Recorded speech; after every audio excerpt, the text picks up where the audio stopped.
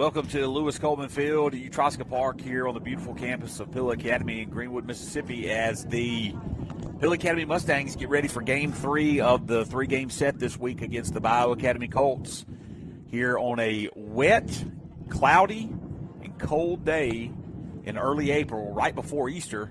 They always say we get that cold Easter snap. This might be it. I hope that this is as bad as it gets, Mr. Benuzowitz. Well, I think it's a great day for baseball. Just happy to get this in. Absolutely. The field did not look playable earlier today. Coach Branch and his staff have done a tremendous job of getting it ready so that we can complete this three-game set and not have a makeup game with only 2 weeks left to go, as a makeup game would create a situation where we'd have to play 4 games in 1 week. And as anybody in high school baseball, that's a tough task. Well, Mustangs had a tough task against the Colts in a flip-flop. This was supposed to be the day we went to Cleveland. Weather has pushed us around, so we did our doubleheader on Tuesday and lost both games by a total of 3 runs. That's a tough way to lose 2 games, and definitely a tough way to lose game 2, as first game seemed to be back and forth. A lot of scores. It was absolutely ping-pong, really well played. Just we were down 4 at one point and came back with 4 to tie it in the next half inning. Just both teams going at each other, and they just got the last punch. It was all nothing too out of the ordinary there. The Mustangs were able to take a 2-run lead into the bottom of the 7th of game 2, but were not able to hold on to that lead as a couple of errors led to a couple of runs, and then the winning run scored on a wild pitch in the bottom of the 7th inning for a Bayou Academy 5-4 victory over the Mustangs that day, and that was one of those defeats that you just look back on and you say, man, how did we let that one get away from us? Yep. The players said it was a very quiet bus ride home, but as uncomfortable as that is, I mean, growth comes from discomfort, and kind of need those moments sometimes to just sit there and be like, okay, why do I feel this way right now, and what do I have to do to make sure that doesn't happen again? And, could ultimately end up being one of those things that how you react to it can determine maybe you end up coming back better than you were before. So I think one of the main reasons to push to play today, although the field conditions are wet, and by wet we mean a little bit of standing water in the outfield, the field itself is held up extremely well. It's not soft. It's a very firm surface out there this afternoon. But I think one of the main reasons to push to play for Coach Branch was the thought process of getting your team back on the field as quickly as possible after the almost demoralizing defeat in Game 2 the other night. And they want to be there. I didn't see too many of them today with all that's going on around school, but I did have Ben Porter in second period, and he walked in and he said, I want to play today. Yeah. That's the first thing, not even a hello, just I want to play. And that's all about it. That's a great thought process for the guys. In that Game 2, the Mustangs scored 4 runs on 6 hits, and there were 4 errors. The Bayou Academy Colts had 5 runs on 5 hits and 3 errors. The 4 errors proved to be the difference. I think the storyline for the Mustangs was for the second consecutive week, Dane Sanford had a tremendous pitching performance. That's probably the best. That start against Canton down at the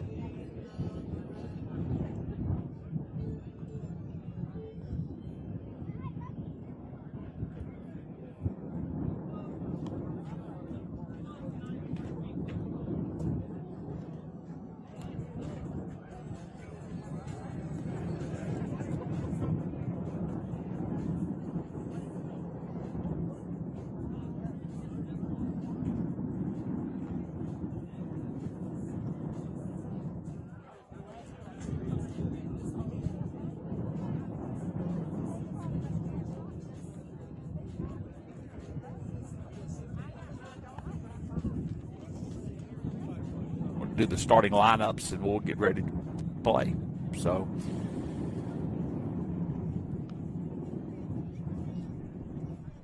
So as we are waiting, we will go ahead with the starting lineups for both teams. And for the starting lineups today is Mr. John Benuzowitz. All right. For your Mustangs, we have J.C. Girard batting first at first. Aiden Valente batting second, and the starting pitcher today's ball game. Third batter is Dane Sanford at short.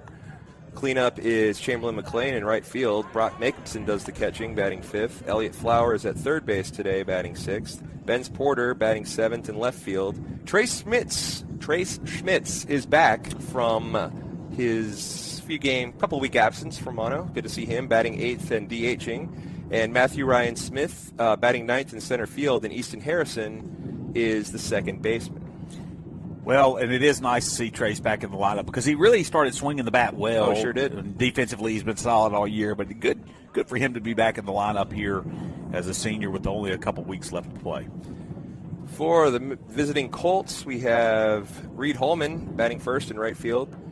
Cox at Braylon. I don't know. What is that? Yeah, I wrote it. It's Brazier Cox. Brazier, that's it. I knew it was something B. First base, batting second. Marshall Weaver, left field, batting third. Austin Batts behind the plate, cleanup hitter. Pitching today is Bo Linkus in the 5 spot. Spencer Harden is the DH, followed by J.R. Eisler, third baseman. Batting eighth, the center fielder, Chase Chacon, and batting ninth, second baseman, Jack Osmond. And the shortstop today will be Aiden Borganelli. Borganelli's the only player, I believe, that I didn't see the Mustangs face in that doubleheader on Tuesday. It looks like we have one umpire that has now made it to the field. And the reason for the push-up to 3 o'clock or as close to 3 o'clock as we could play it is we are anticipating more rain in the area, and more rain in the area is going to mean that we are anticipating that it looks like they're pointing for game administration. So I'll try to step off for just a minute as Mr. Bernusewicz goes on, and I will step down.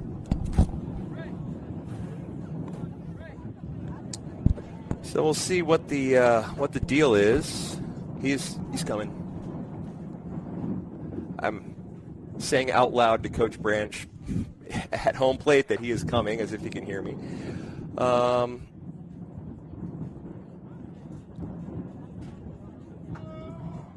We're take just a quick break here. I don't know how long this is going to take to sort out. I'm not sure what they're sorting out, but as soon as we know something, come back and let you know. So keep it here. We hope to play Game 3 here shortly.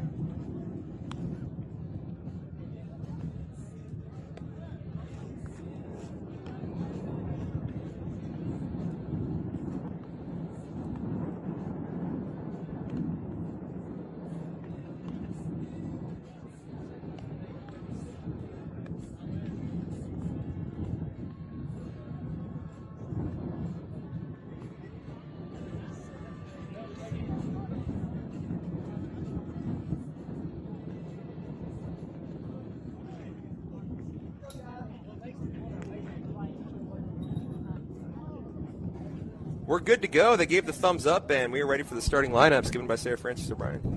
Good evening, and welcome to the Lewis Coleman Field at Utraska Park. Today, your Pillow Academy Mustangs will be taking on the Bayou Academy Colts, led by head coach Dee Haynes and assistant coaches Rodney Martin and Brent Langston. And now for the Colt lineup. Leading off and playing right field, number 12, Reed Holman. Batting second and playing first base, number 6, Braysher Cox. Batting third and playing left field, number 21, Marshall Weaver. Batting fourth and catching, number 11, Austin Batts. Batting fifth and pitching, number 1, Bo Linkus. Batting sixth, the designated hitter, number 17, Spencer Hardman. Batting seventh and playing third base, number 18, J.R. Eisler. Batting eighth and playing center field, number 8, Case Chacon. Batting ninth and playing second base, number 16, Jack Osborne. And playing shortstop, number 3, Aiden Gorgonelli. And here's the starting lineup for your Pill Academy Mustangs, led by head coach Bruce Branch and assistant coaches Neil Turner, Andrew Mitchell, and Tommy Acey. Leading off and playing first base, number 14, J.C. Girard. Batting second and pitching, number 17, Aiden Valente. Batting third and playing shortstop, number 8, Dane Sanford. Batting fourth and playing right field, number 33, Chamberlain McLean. Batting fifth and catching, number 7, Brock Mickelson. Batting sixth and playing third base, number 22, Elliott Flowers. Batting seventh and playing left field, number 24, Vince Porter. Batting eighth, the designated hitter, number 3, Trey Schmitz. Batting ninth and playing center field, number 9, Matthew Ryan Smith. And playing second base, number 23, Easton Harrison. Will you please stand for the prayer and remain standing for the national anthem?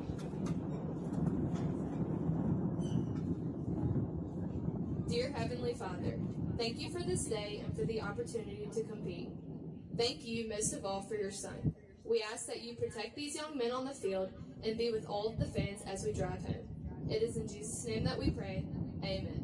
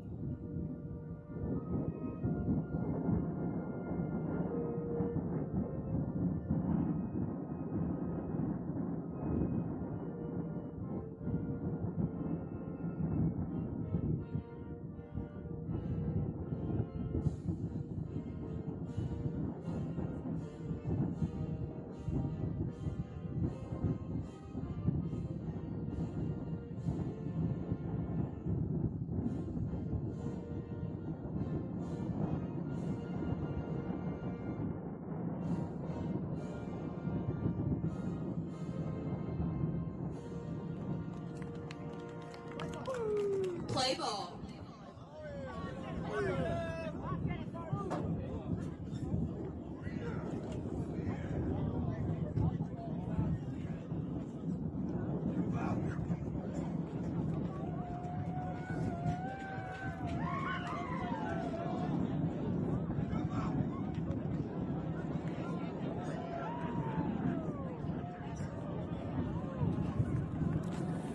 So we're getting ready for the first inning of action, and leading off for the Bayou Academy Colts will be Reed Holman, the right fielder. You have Holman, Cox, and Weaver due up for the Colts here in the bottom of the first, and they will be facing our pitcher for the day, Mr. Freshman Aiden Valente. He's thrown 22 and a third innings. He has seen action in 11 games, tied for the most games pitched with J.C. Girard. He has 1 save recorded. He has faced 106 batters. He's thrown 368 pitches. Given up 22 hits, 20 earned runs, 13 earned runs, 20 runs total. He's only walked 9 batters in the innings that he's faced. He struck out 31. that is a unbelievable strikeout to walk ratio for a freshman pitcher. For anybody. Absolutely. He has a 4.075 ERA, and he's only hit 1 batter. So Aiden Valente, the freshman, will be the starter. He picked up the win in Game 2 against Starkville Academy last Thursday in that doubleheader that became a very important doubleheader. 2-game victories for the Mustangs as far as conference play is concerned. Yeah, that getting those 2 conference wins kind of does take maybe potentially the sting of letting one slip out of the fingers on Tuesday.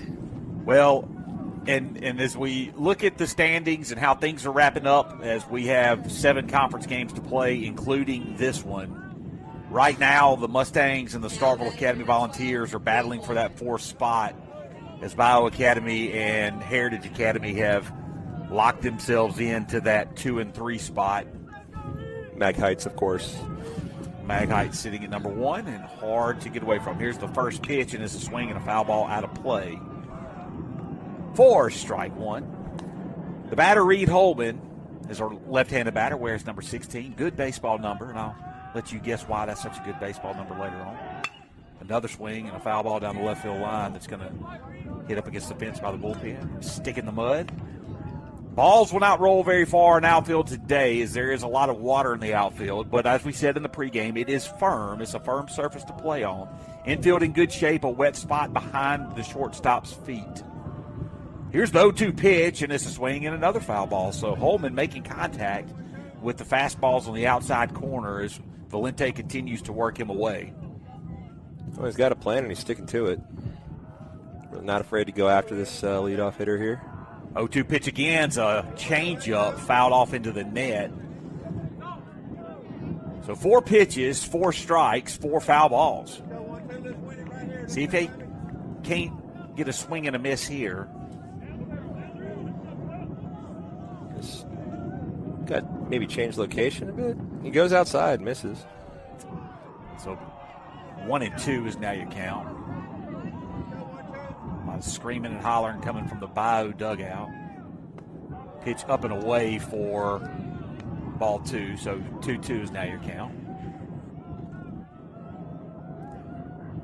Valente, as soon as the batter steps in, he's pitches, ball goes off the pole. And will remain 2-2. But a very productive at bat by Holman, who he's going to step in quick. He calls time, trying to get Valente to hold on as he's working fast. Once again, the 2-2 pitch. Fastball grounded towards Sanford. He gloves it. He picks it up. Throws it over Gerard for a good play and a nice out to get the speedy Holman for the first out of the inning. Now batting number 6. Always good to get the leadoff hitter on, and good toughness there. I mean, that was a battle right out of the box. Brazier Cox, the first baseman, number 6, steps up to the plate. Another left-handed batter for the Colts. Valente still working out of the windup. Pitches, delivers, and a chopper towards Harrison. He gloves it. He's going to flip it over Gerard for the second out. So after a lengthy at-bat by Holman, a short at-bat by Cox, so 1 pitch, 1 out, and now there are 2 outs here in the top of the first. Now batting number 21, Marshall Weaver. That'll bring up Marshall Weaver, number 21, the left fielder for the Colts. Heading to Moorhead. Saw today. Nice breaking ball in there for a call, strike 1. As you say, Mr. Brzezowitz, he wears the uniform well. That's right. For those who've been listening all year long, you could tell us why. And I believe I was mixing up him and Holman the whole time, but or him and Harden. But believe, I'll get to that later. 1-1 pitch from Valente is inside, fouled off on the hands. And so Valente ahead in the count now, 1-2. Won't get into specifics, but at one point during a game, a bunch of dirt wound up on home plate, and he took it upon himself to brush it off. And I thought that was a very, very kind gesture. So a swing and a miss on a breaking ball down in the dirt, and Jacobson does a great job of picking it up, blocking it up, and that is the third out of the inning. So 1, 2, 3 go down the Colts in the top of the first. We head to the bottom of the first inning. Mustangs coming up to the bat when we come back shortly.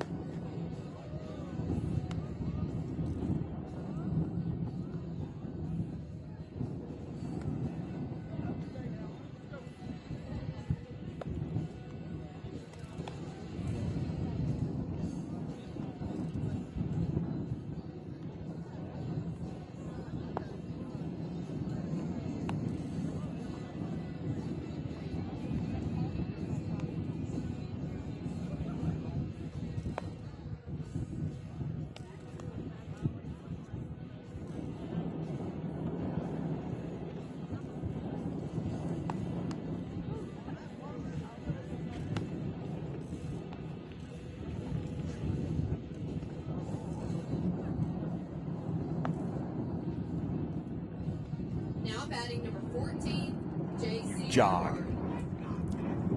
I'll say it. Jog.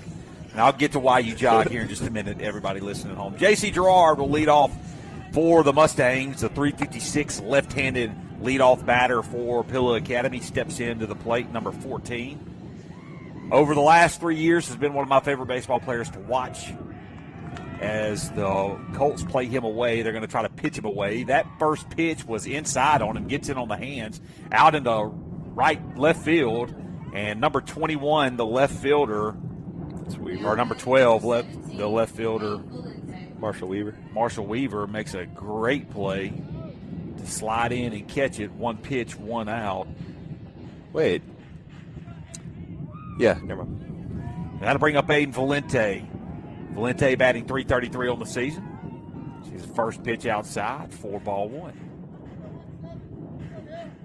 That pitch got in on the hands of JC. They were trying to pitch him away, or at least they were playing him away. Ground ball to the shortstop. He picks it up off the chest, throws over, and it is not in time as the first baseman can't quite glove it. Now batting number And 8, Aiden Valente is going to reach on a throwing error by the shortstop, Aiden Borganelli. His first action of the series, I believe. Borganelli. It's going to be some tough bounces here with this infield. That's the first ball really put in play in the infield. Everyone getting a chance to see how it's reacting on this playable but wet field. Shortstop Dane Sanford steps up to the plate, sees a fastball away for ball one. He added to his triple total on Tuesday. Base is clearing. If you want to get one out of the park today, you better hit it hard because the wind is blowing straight in from center field. The flag and the trees outfield are really pushing as the front continues to move towards Greenwood, as we're anticipating rain somewhere around 6 o'clock, which was the reason for the early start time. Snap throw down by the catcher, not in time, as the pitch was up and away for ball two. And so Sanford now way ahead in the count. Sanford has walked 15 times on the season. Sees a fastball up in the zone, in the eyes. Takes a big cut at it, fouls it away. High and in. The fact that he was able to muscle it all the way over there, that is impressive. So Sanford will get the sign from Coach Branch. 2-1 count now. from the pitcher, Bo Linkus. And that ball is fouled away into the netting behind home plate for strike 2. We'd have to go back to the game changer last year, but I do believe Linkus faced the Mustangs, the pitcher today for the Colts.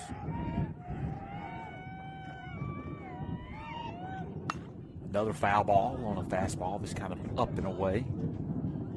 A lot of foul balls here early.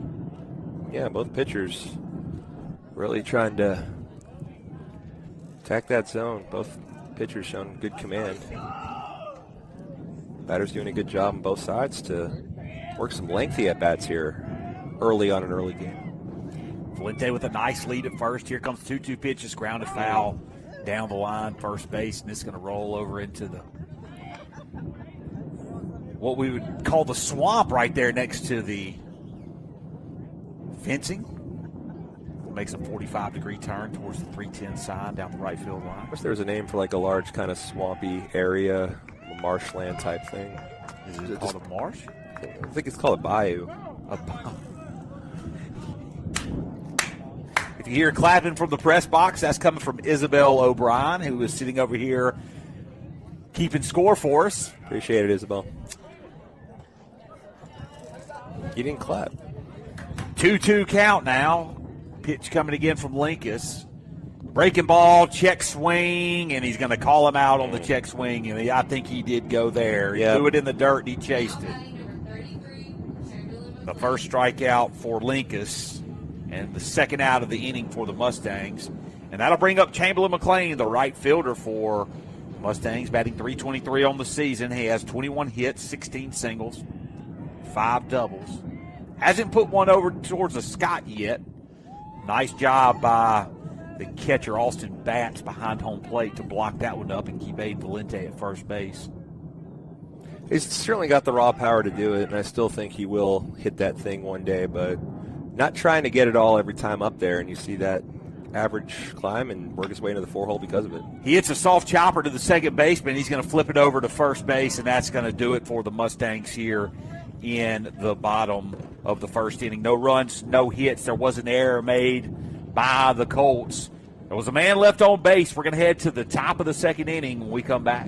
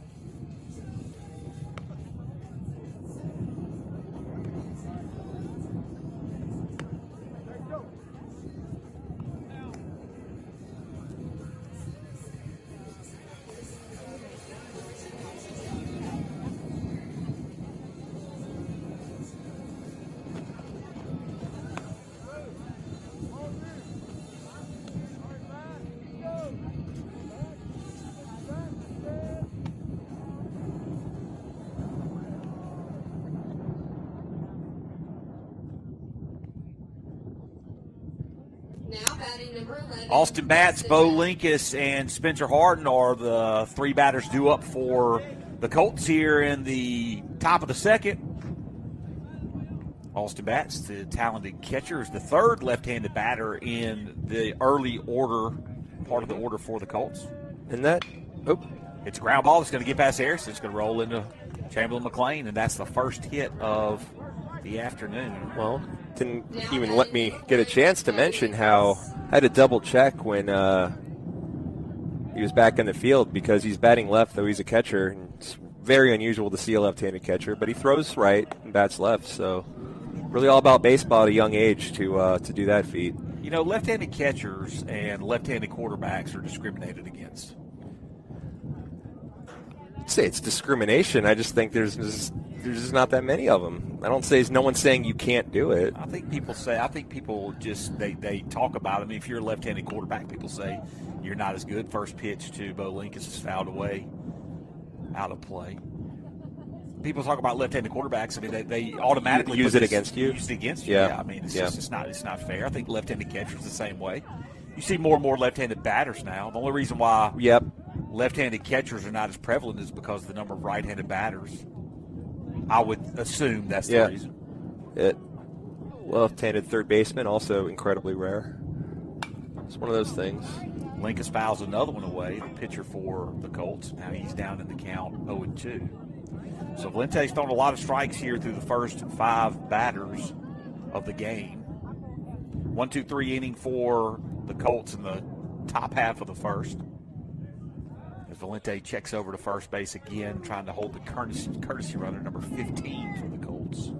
Well, the secret's out on Valente, how he will pound the zone. So their plan, the Colts, is we're not going to stand there looking. We're going to swing. Fly ball into right field, and Chamberlain McLean is not going to be able to come up with it. He actually kicks it. It goes all the way to the wall, and it goes underneath the wall. The ball got McLean turned around, and the outfield play, as we talked about, is very slippery. He almost slipped out there, and the ball was able to get over his head. When it came down, it took a bounce off of his knee and went under the fence. And because of that, it'll be a ground rule double. The runner from first will end up at third, and the runner at the plate will end up on second. Might have caught a break on that, as that runner probably could have scored on that without much of a hassle. But the ground rule forces him to keep him there at third. It'll be Aiden's job to work out of this jam now. First pitch misses away to Harden outside. It's a designated hit. Designated hitter for the Colts. Second pitch away now. 2-0 is the count. So McLean didn't get a good read off of it. The ball's tailing left to right. Don't know if he slipped off with seeing the ball off the bat, as now Valente has lost the zone, as we were just talking about him throwing a lot of strikes early. He is down in the count 3-0. So 2 hits in the inning to lead off the top of the second. And that ball misses down in the dirt, and a 4-pitch walk to Harden. Don't see that often. And J.R. Eisler, the third baseman for the Colts, comes up with the bases loaded and nobody out here in the top of the second inning. He's a real thorn on our side at the plate and in the field on Tuesday. Good player. First pitch to Eisler is up and away, misses, ball 1. So 5 balls thrown now in a row by Valente. He's got to settle down on the mound. Corners are playing in. That pitch is in there for strike 1, so 1-1 count. The thing about Valente is he's never in the zone. I'm trying to reverse jinx here. Well, the second I brought it up, he missed it. So 1-1, check swing. I think he went. Doesn't look like he went. With the umpire standing to the left, our left of the pitcher, not going to get an appeal, and 2-1 count as he tried to get him to chase that breaking ball down in the dirt. Here comes the 2-1 pitch now to Eisler. And that's a breaking ball in there for strike 2. The umpire's signal is a little late. But he does let everyone know the count. Absolutely. So here comes the 2-2 pitch to Eisler. Fastball outside corner just misses for ball 3, and so now full count. Yeah, that ball, I think, might have clipped the corner. Didn't end up well outside, but was a lot of sweeping action from left to right across the plate there. That was a real good pitch. So here's the full count pitch, and it's fouled away for the bat to stay alive for Jacob Eisler. J.R. Eisler, I apologize. You know, on that pitch on the outside edge, Jacobson had to work across his body to make that catch. That can typically be a problem as you're trying to get that call third strike. The full count pitch again is a ground ball up the middle, and it gets through. 1 run's going to score. 2 runs are going to score. And the throw comes back in from Ben's Porter. I'm sorry, from Matthew Ryan Smith. And that'll be the third hit of the inning, and a 2-0 lead now for the Colts. As Eisler singles. That'll bring up Chase Chacon, the left fielder. As he's going to bunt one, it's going to be picked up by Valente. Throw over to first is in time, and their sacrifice bunt does move the runners over. But the out is made. Not a bad job right there by fielding his position was Valente. Yeah. It's slippery on the turf today. Yep. That's going to bring up number 16 Jack Osborne, the second baseman.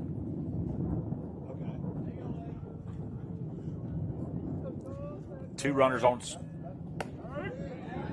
in scoring position and a breaking ball in there for strike one. Poor Dane. This kid did not stand much of a chance against Dane on Tuesday. Pitch inside almost gets Osborne. Could use a strikeout here to get to that second out with two runners in score position. Pitch on the outside corner, called strike two. So 1-2 is now the count to the 9-hole hitter. Let's go, baby. Base hit scores run. Let's go. Valente comes set. Here comes the delivery, and it hits him. He came in on him earlier. This time it gets away from him, and a 1-2 count on Osborne ends up with a hit batter, and the base is loaded again, and the top of the order coming up. So in the inning so far, the Colts have gone single, double walk, single, sack, bunt, hit, batter. Yeah, that's we're in a spot right now, Coach. Absolutely. We're in a spot with the leadoff coming back up, and Coach Branch is going to walk out and talk to his pitcher, talk to his catcher, try to settle him down. As we talked about earlier, this thing in conference play is kind of shaping up with some big series still left to play. Magnolia Heights, of course, is going to be a challenge next week, and then we have a big series with Washington School. At the moment, we have a one-game lead over Starkville Academy. A win today would give us a 2-game lead over Starkville Academy for that 4 spot. Starkville plays Washington next week. Then they play Heritage to end the season. They still have a makeup game left with Bayou Academy. They only played 2 in the series that week. So here comes the pitch to the leadoff batter, Reed Holman. And that misses up in the zone. 1-0 is now your count. Holman steps in. Valente winds and delivers. And this pitch is fouled away for strike one. They're picking right back up where they left off there. Both stepping in quickly, calling time, fouling everything off. Umpire gives the signal to Valente. He's free to pitch. Here comes the 1-1 delivery, and it's a ground ball that's going to get past Harrison. Out into left field. The throw's going to be, the right field, I'm sorry. The throw's going to be into shortstop. Dane Sanford limits the damage there. Only 1 run scores on the single. But that's going to bring in Spencer Harden. And the 4th hit of the inning will keep the bases loaded for Brazier Cox, who grounded out the second baseman in the top of the first. Pitch is a little up in the zone, but called a strike for Valente. 0-1 pitch is fouled away, so Valente ahead in the count now, 0-2. He's ready to go. He's working not quite this pace earlier in the inning. 0-2 delivery is outside, blocked up nicely by Jacobson, not allowing the runner from third base to score.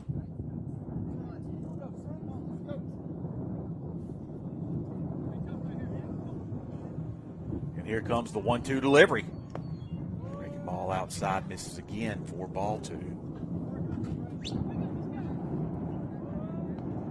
2-2 as you count.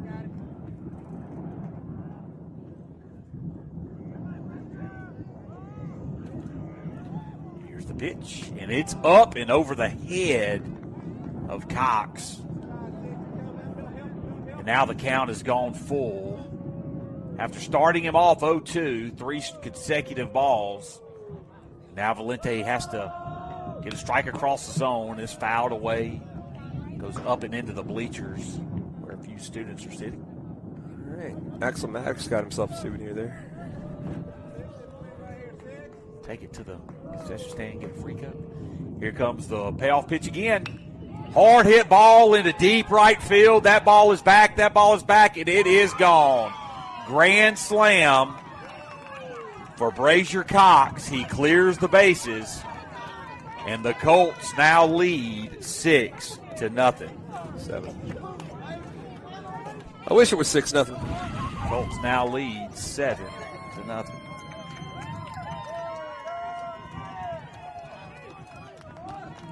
So we're not even at the scheduled start time of today's game in a 7-0 hole. Music's not playing.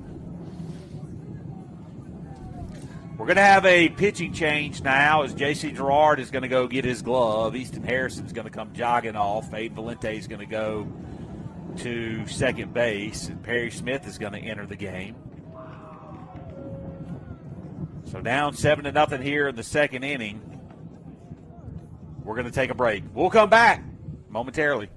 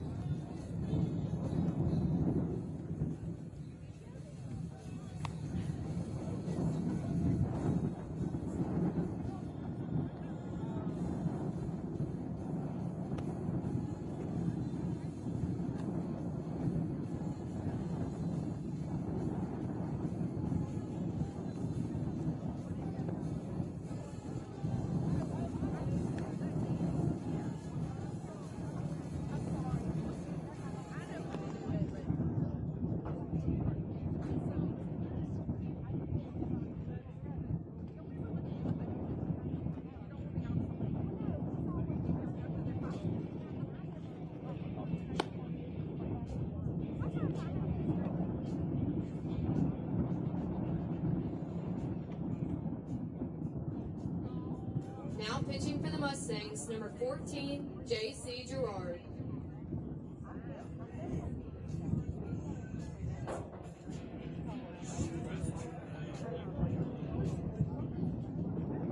Now batting number 21, Marshall Weaver.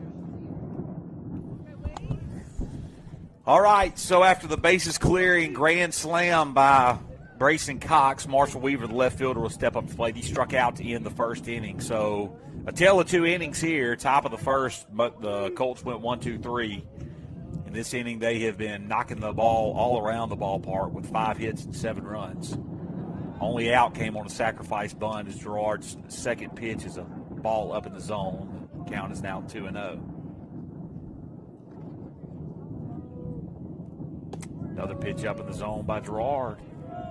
JC, 3-0 count. Not a stranger to situations where he will relieve the starter maybe a bit earlier than anticipated, but then has been giving us a lot of quality innings in long relief this year. So a first pitch walk by Gerard, first batter walk by Gerard means that the Colts will have batted around as Austin Batts was going to step up to the plate. Nice breaking ball in there for strike one on the left-handed batter. Lefty on lefty matchup here.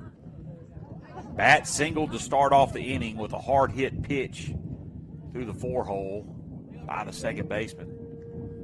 Another breaking ball outside part of the zone, and Bats chases for strike 2. That first game on Tuesday, JC came in relief of Jacobson and really had that curveball working. Would go to it a lot. Good to see it still sharp today.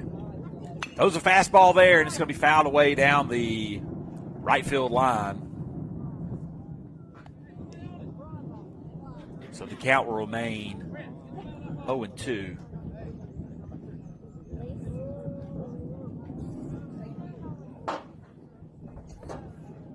Gerard comes set. Here comes the delivery. It's a breaking ball hit, and it's through the gap between the shortstop and the second baseman into center field.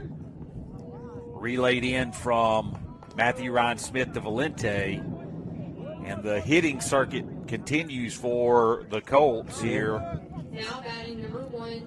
I'll tell you, that was a good piece of hitting. That ball was very off speed, was high. He had to wait and go up on that to go get it, and he did. Bo Lincoln steps back up to the plate. He doubled. It was actually a ball that Chamberlain McLean got turned around on. Ended up being a ground rule double as it rolled under the fence off the knee of McLean. First pitch misses up. Runners on first and third for the Colts. They have put 7 runs up here in the top of the second inning. And Gerard comes set. Here's the delivery, and it is going to be called ball 2. Gerard has faced 2 batters. He's walked a batter, given up a single. Set again, a breaking ball outside corner, called strike 1. Really keeping us in suspense. We're trying to anticipate it. High fly ball. That ball's going to get out of play. So 2-2 count now for Bo Linkus.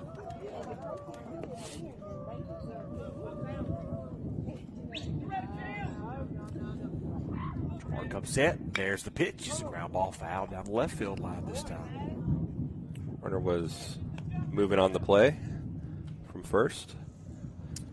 Let's come on back. Just bring him on back to first base. Doesn't have to come back. I mean, he'll probably be out, but I guess if he really wanted to stand out there, he could. Ooh. Breaking ball got way in on the hands there. That happened to Makehamson, too, on Tuesday, where you foul the ball off of yourself. I'm telling you, as Linkus chased that one inside, it possibly could have hit him. Maybe more of a defensive swing there. Still only 1 out here in the top of the second inning. Gerard comes set, and he's going to throw over to first. Nice pickoff move. Courtesy runner for Austin Batts. Slides back in safely.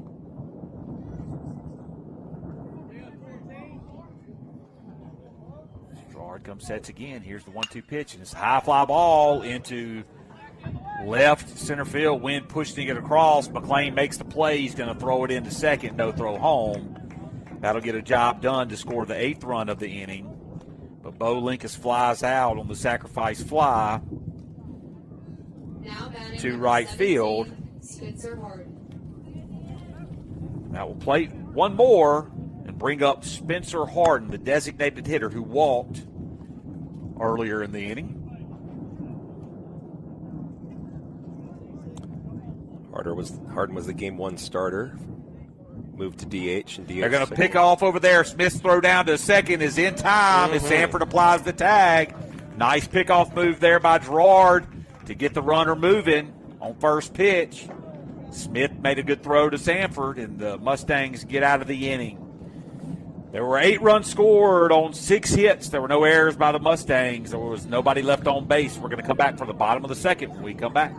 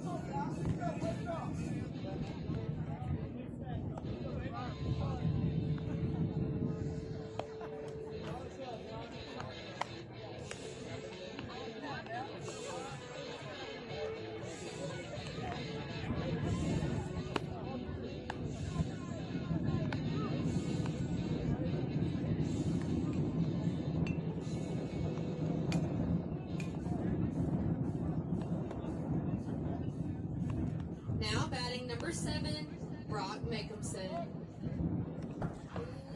As the Diamond Girls sing kid songs up here in the dugout, we will get ready to start the bottom of the second. If I said dugout, I meant press box.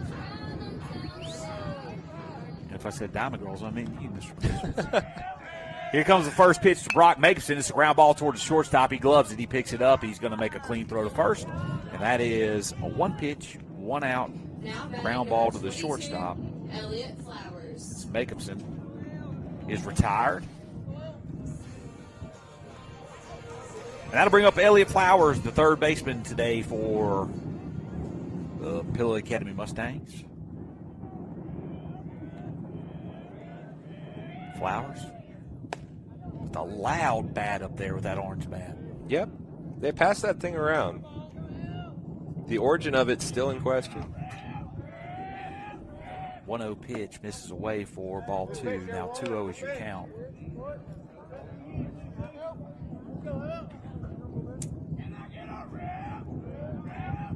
Two-0 delivery to Flowers is a ground ball towards third baseman. He picks it up. He throws it over to first in time for the out. So 2 ground ball outs quickly by Now batting number 24, Ben Linkus. And the Mustangs are in danger of a very quick inning after a very long defensive inning in the second inning, top of the second. Vince Porter steps up, sees a ball up and in for ball 1. The 8 would be the runs plated that Yes, inning. I was trying to avoid saying it as it came to my mind. Well, I didn't want to it bring happened. it back to anybody's memory. It happened. And I had to try to redirect, and redirecting isn't quite as easy as people think that it is. We got to face this problem head on. We trail 8-0 early, but there's time. Hey, I like the way you think about that. 1-1 pitch now coming to Porter. Here's Lincoln's delivery, and it's up and away for ball 2. Yeah, I guess there's no running from it. Yeah, I mean, it happened. We all saw it. We're not here to enjoy this nice, beautiful day. We're here to take a game of this series. We can still do that. Delayed strike call by the umpire. Now 2-2 the count as the ball was up in the zone and away in the zone, but a strike nonetheless. Here's a ball up and in, not called strike 3, and it is now full count to Ben's Porter.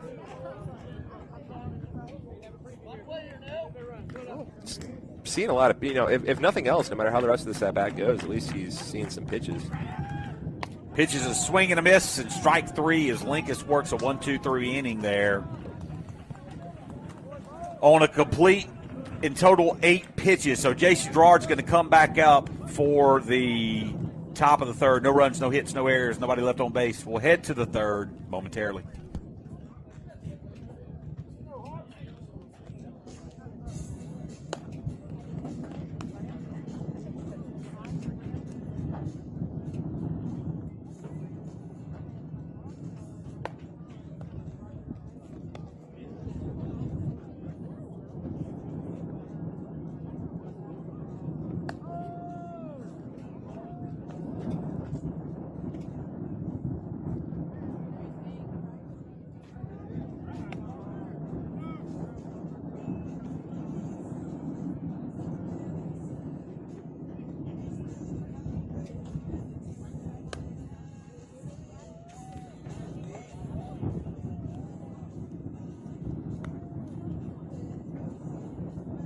Now batting number 17, Spencer Harden.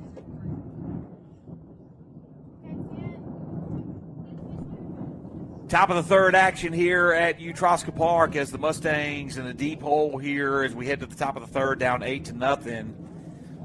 And 6, 7, 8 due up for the Bayou Academy Colts as J.C. Gerard gets a swing and a miss for strike 1 to Spencer Harden, the designated hitter.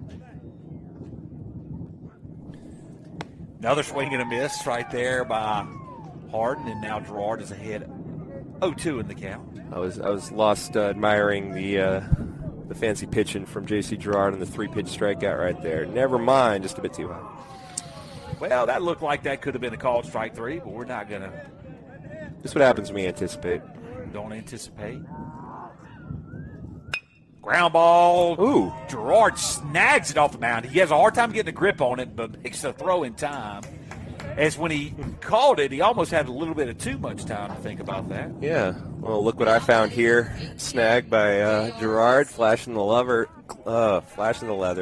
at his position. I believe that, of course, that's hard to redirect when you're thinking about glove and leather at the same time. I was going to say, if anyone knows how that word came out, that's exactly right. Glove and leather at the same time. As we were talking about the 8 spot earlier, as the first pitch to J.R. Eisler is in there for a strike to number 18, the Bayou Academy third baseman.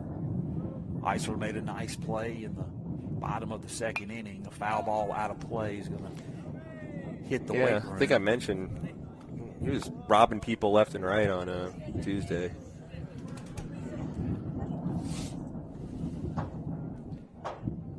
Here comes the 0-2 pitch to Eisler. Up in the zone, misses for ball 1. So the 1-2 pitch from Gerard now is a fastball down in the dirt that's going to miss, and the count has now come even at 2-2.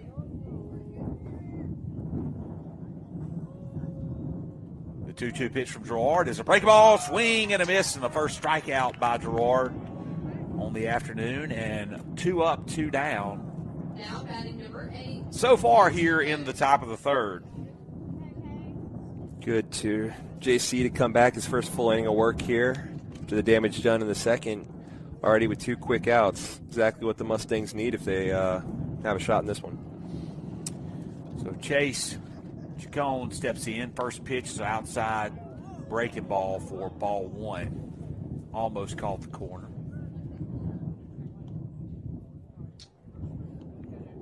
The center fielder hits a long fly ball into right field, and our left field. Left fielder's going to come in on it as it died in the wind and makes the play.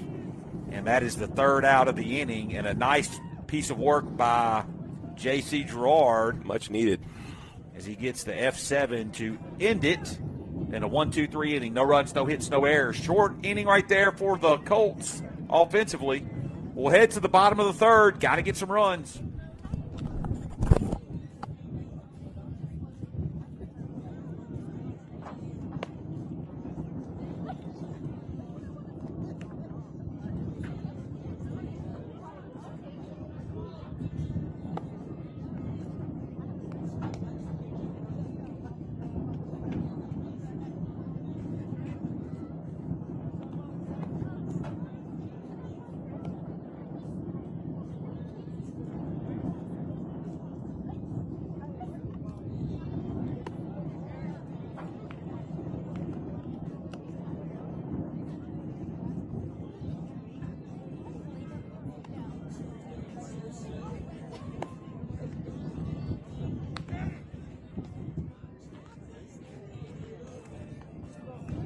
Now batting number 3, Trey Schmitz.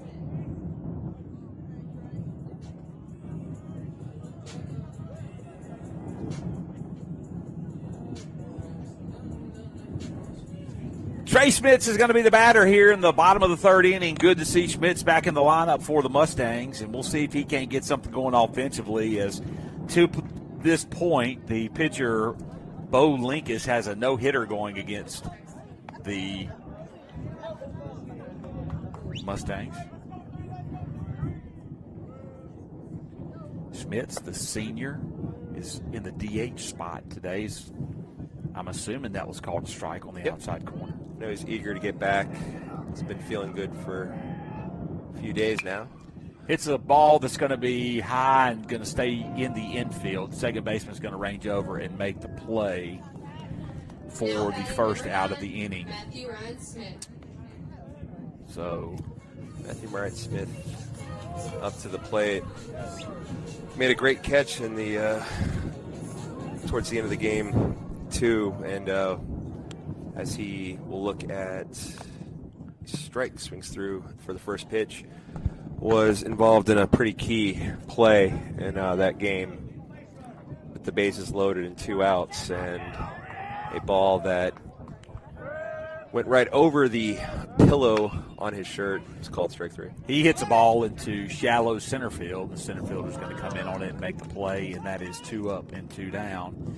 As the Mustangs continue to make contact, but can't get anything to fall. And the order is going to turn over now for the Mustangs.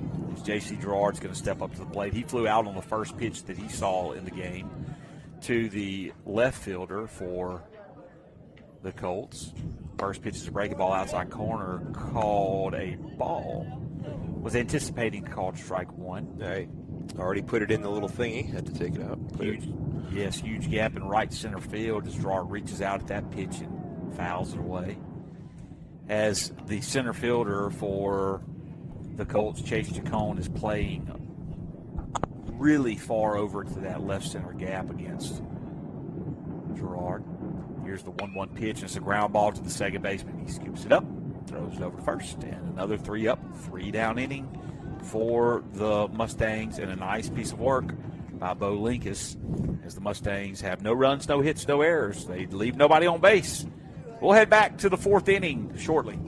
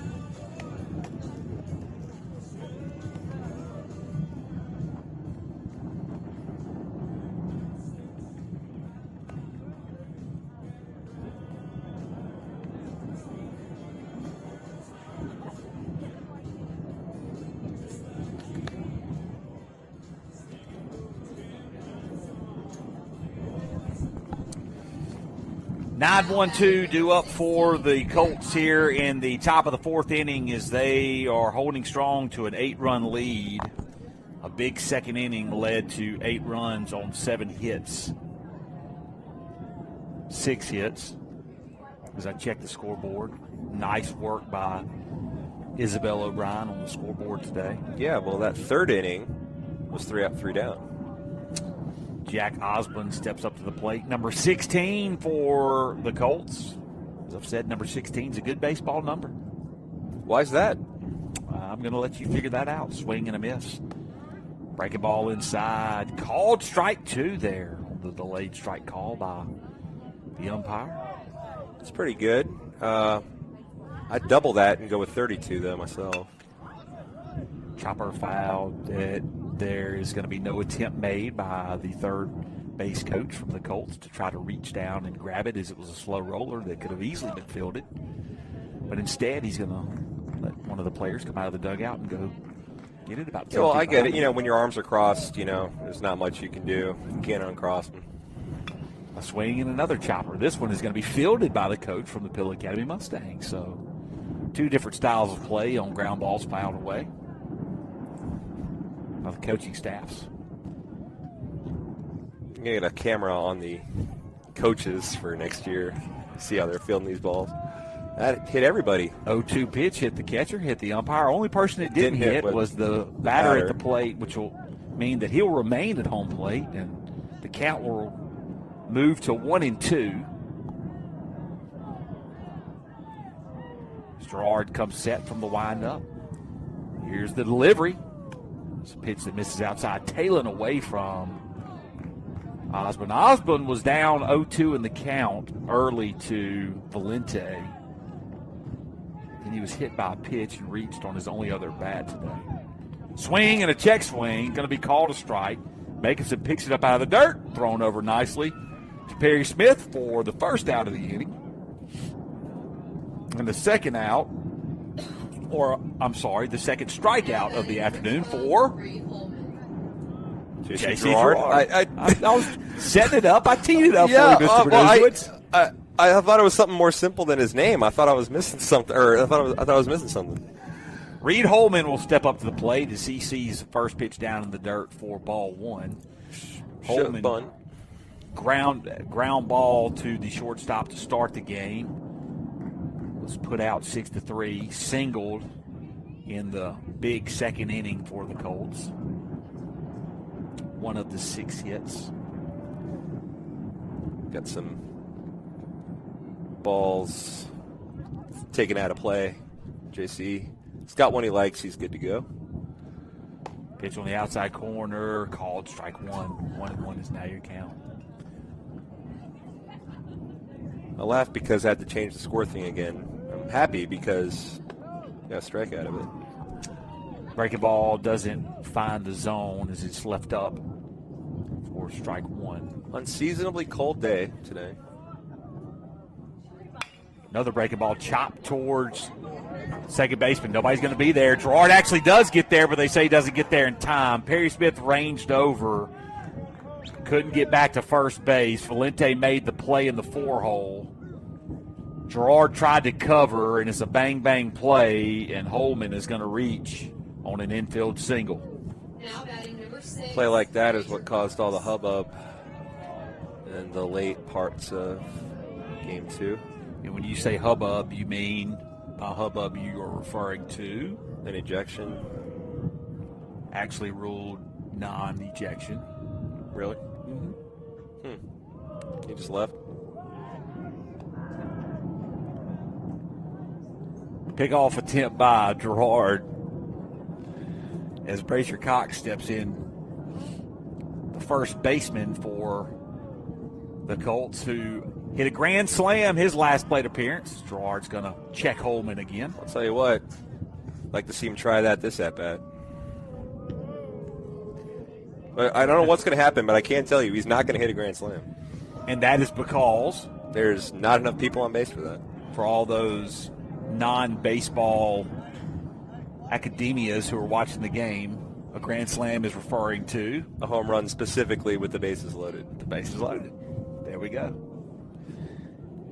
As Brazier Cox now has a 0-1 count, the delivery and a ground ball that's snagged by Perry Smith. Good play by Smith right there to get that hard hit ground ball to his right side as he reaches the glove across, picks it up off the ground, and steps on first base for the out. Marshall Weaver. Standing play by Perry. Always ready. Did not start the game at first. Pressed into duty with JC moving over to the mound and showed up ready to go. Robbing him of a hit there. And that'll bring up Marshall Weaver, the left fielder. He struck out and walked. 0 for 1 on the afternoon. First pitch by Gerard is a breaking ball outside corner. Called a ball.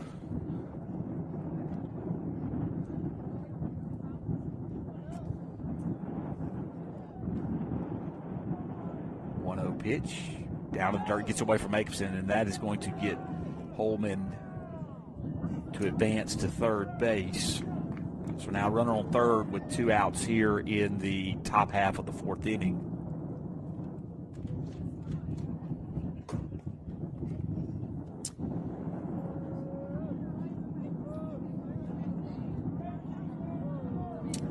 A 2-0 count.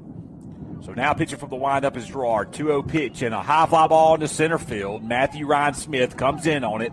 Wind's blowing it in. He has to lay out for it, and he makes the catch as that wind is really moving that ball hit up in the air. So a nice job of staying with it, a nice job of making the catch and saving a run from scoring is Matthew Ryan Smith, as the Colts will strand one at third. There was no runs on 1 hit. No errors by the Mustangs. A man left on base. We head to the bottom of the 4th inning. We come back.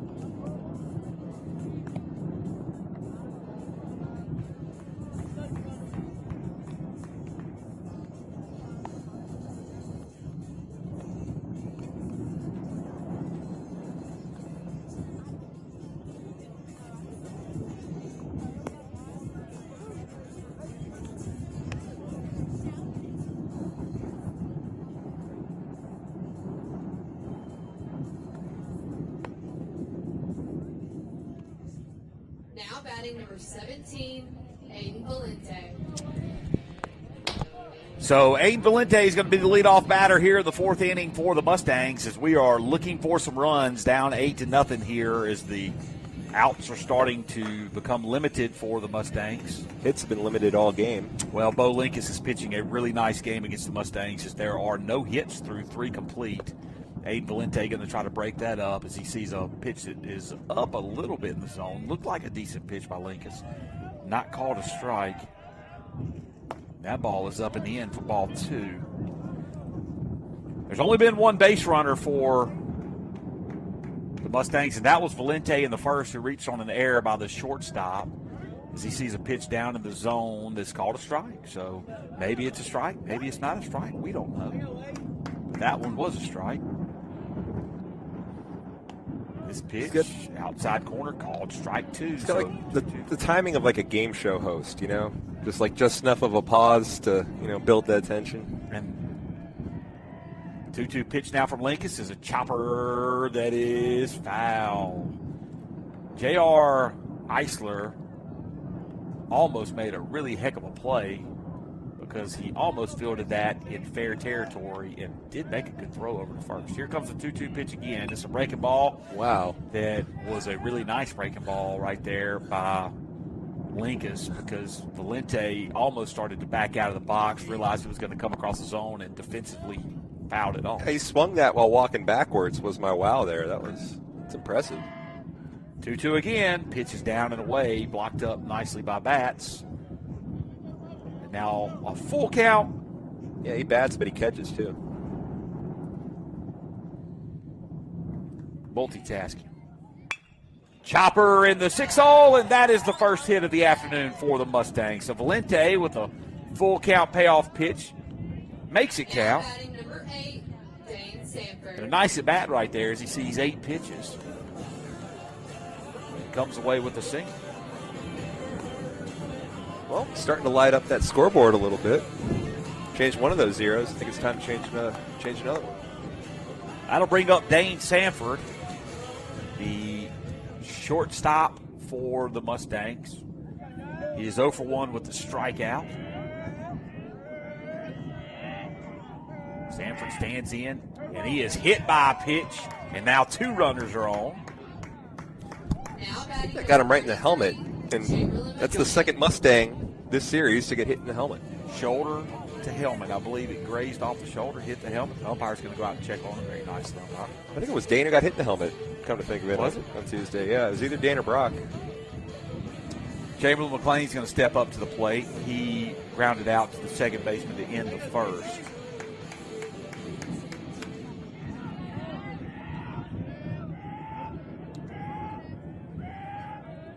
So runners on first and second here in the bottom of the fourth inning. Just continuously do that. Bottom of the fourth. Chamberlain McLean up at the plate as the pitch is down in the zone for ball 1. You'd have to listen to multiple broadcasts to know what it is that I continuously do.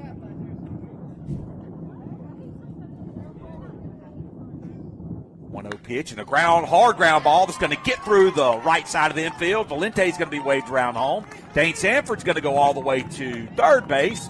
And a single by McLean will play to run for the Mustangs. Number 7, Brock Jacobson. And 3 batters, 3 productive at-bats leads to 1 run.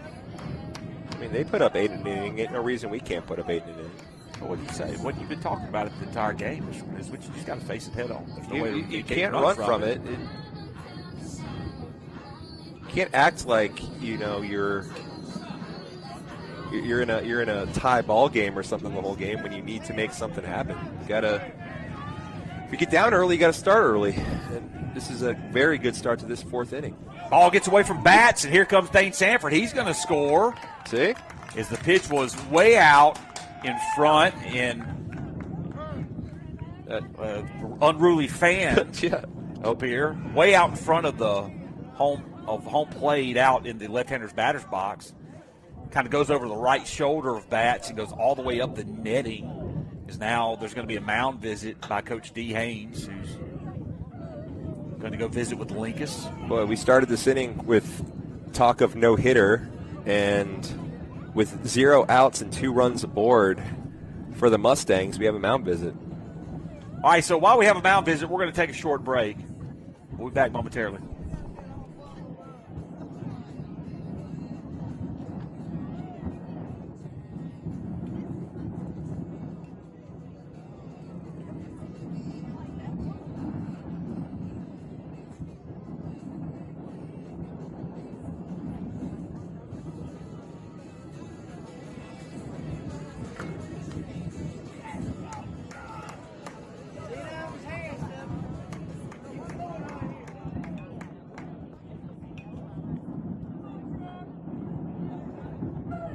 So Brock Jacobson will stand in with a 1-0 count, a runner on second base. 2 runs have now scored. Watch the close pitch called ball last pitch. Yeah, that's a conversation that was taking place between the official scorer up here and Mr. Benizowitz during the break. 2-0 count now to Jacobson as Linkus comes set.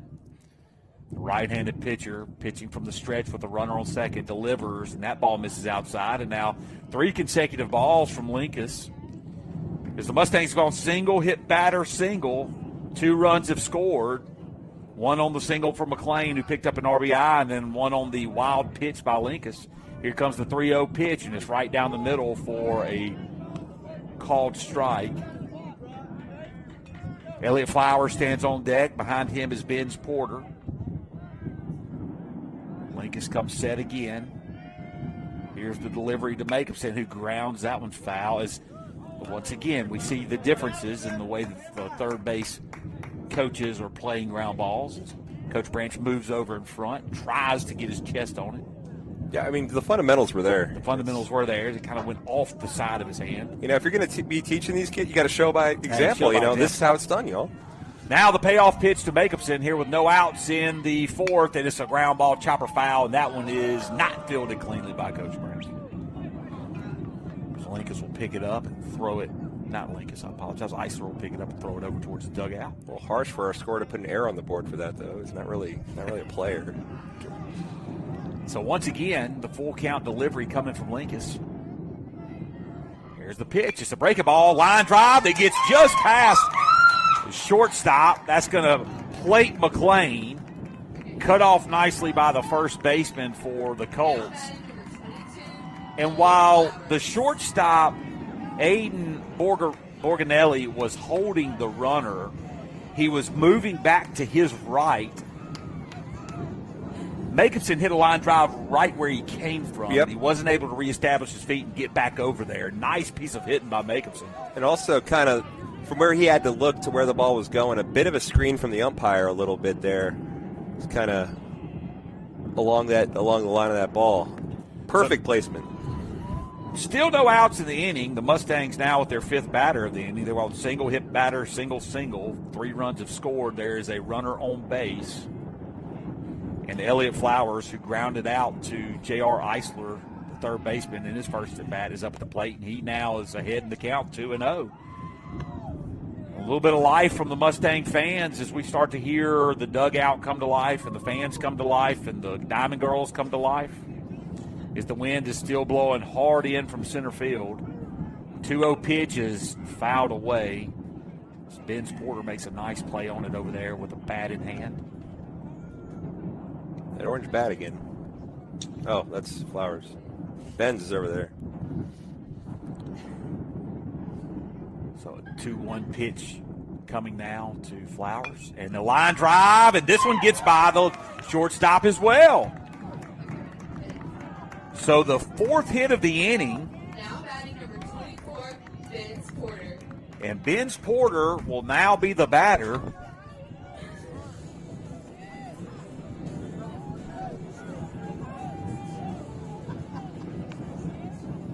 And the 6th batter for the Mustangs, still no outs in the inning.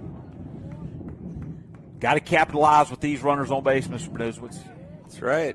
Porter has been earning himself at-bats here in this varsity lineup. He squares on the bunt. He puts it down. He's going to have to throw over to third, and it's in time. As Harper didn't see the ball down. He wasn't ready. He was courtesy running for Flowers.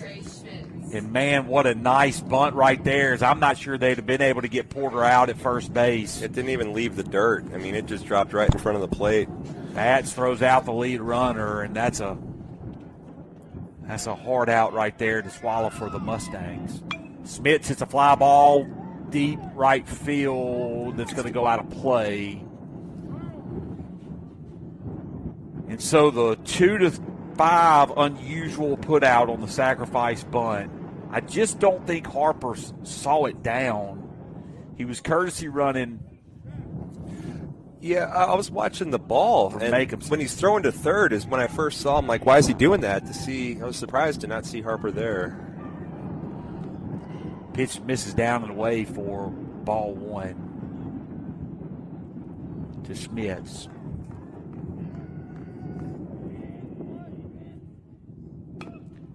Ball is chopped away, foul for strike two. So Smith's now down the count 1-2. So 4 hits in the inning, plated 3 runs. There are runners on second and third. Here with 1 out, first and second, 1 out. 1-2 pitch and a swing and a miss and a strikeout by Smith. And now there are 2 outs in the inning, and Matthew Ryan Smith will have to pick up a timely hit to continue this inning and turn the order over. I'd like to thank the Reikleys and everyone else tuning in on an early start here on Thursday. Pitch misses up and away for ball one to Smith.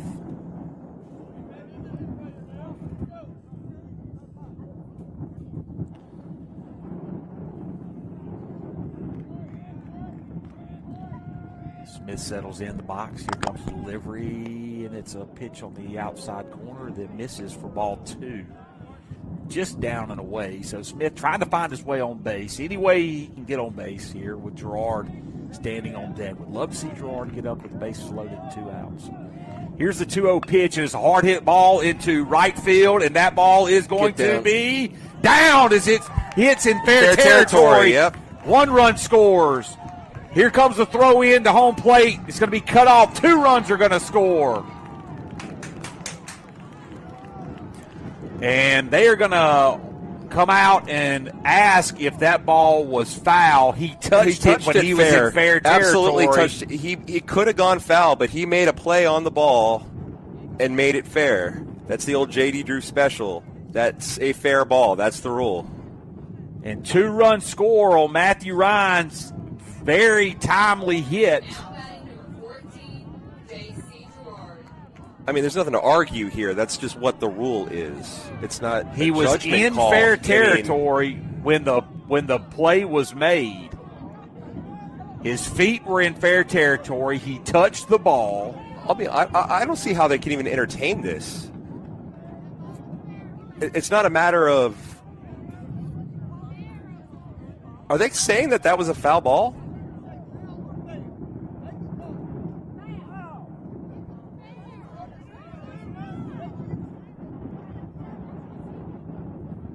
It looks like they might be going back now and saying that it was a foul ball. He touched it in fair. If he didn't make a play on the ball, it's foul. The fact that he did, goodness gracious. I mean, it's not a matter of what did you see. It's just a matter of what is the rule of baseball. That's insane. That's absolutely insane. Yeah. So now they're going to put the runners back on first and second, and they're going to say that the ball was foul. The ball was clearly touched in fair territory. It's ridiculous. And I can't believe that call. Swing and a miss by Matthew Ryan Smith, and that's going to be strike 2, as the first pitch was a strike, the foul ball was a strike. And so now a 2-2 count.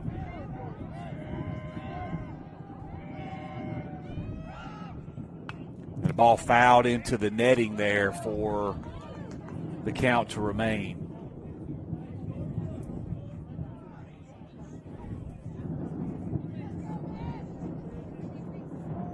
So we're going to change the scoreboard back to 8-3. I'm working on it. I wasn't talking to you. I know. I was talking to the fans. I at know. home. I know. I'm sorry. Yeah, I wasn't getting. I know you're working. Everybody knows you're working. Matthew Ryan Smith now has a 2-2 count remaining. Here's the pitch, and it's a swing and a ground ball up the middle. The shortstop's right there. He's going to step on second base, and that's going to end the inning. So a complete botch job by the umpires there, and I've seen some bad calls. I'm just telling you, that was one of the worst I've ever seen. And 2 runs should have scored with 2 outs, but instead, Matthew Ryan Smith grounds out to end the inning. And at least Coach Branch didn't kick dirt on the home plate. Well, he's a grown man is why. And, yeah, of course, Coach, I was not talking to you. Forgot I had a headset on as the fans. Yeah. Trying to hurry me along as if I'm just going to try to keep that at 8-5 and hope nobody notices. Yeah, well, as it is, it's 8-3, and we're heading into the top of the 5th inning. We'll be back momentarily.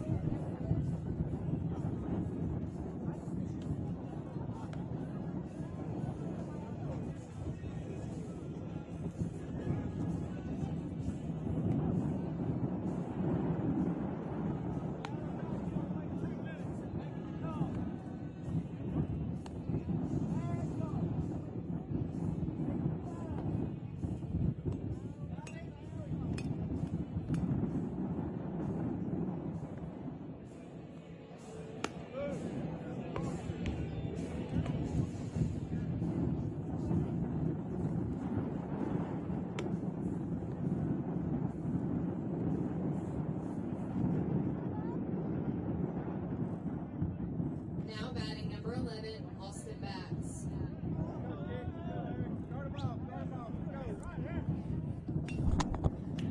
So Austin Batts is going to be the batter for the Colts that will lead off the top of the 5th inning. He has 2 singles on the afternoon. Both of those singles came in the same inning, in the 8-run second inning.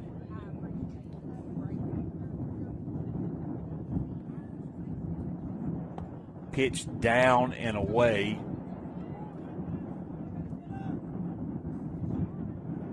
For ball 2, so 2-0 is your count.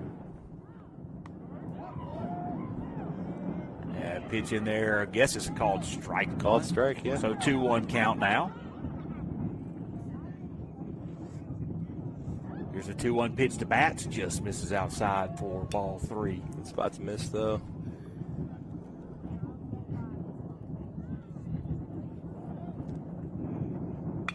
High fly ball into left field.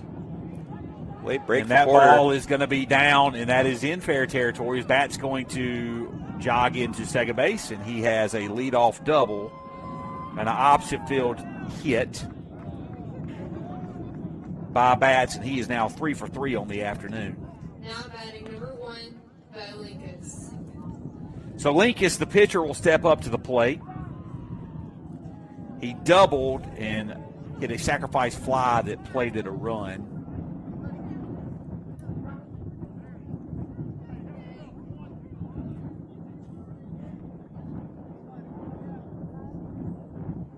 J.C. Girard will come set. He's now in his 3rd inning of action. He hits a ground ball third base. Nice stop by Elliott Flowers. He's going to step up, throw over to first, and the pick by Smith is in time. Good play by Perry Smith to come off the bag and make the play.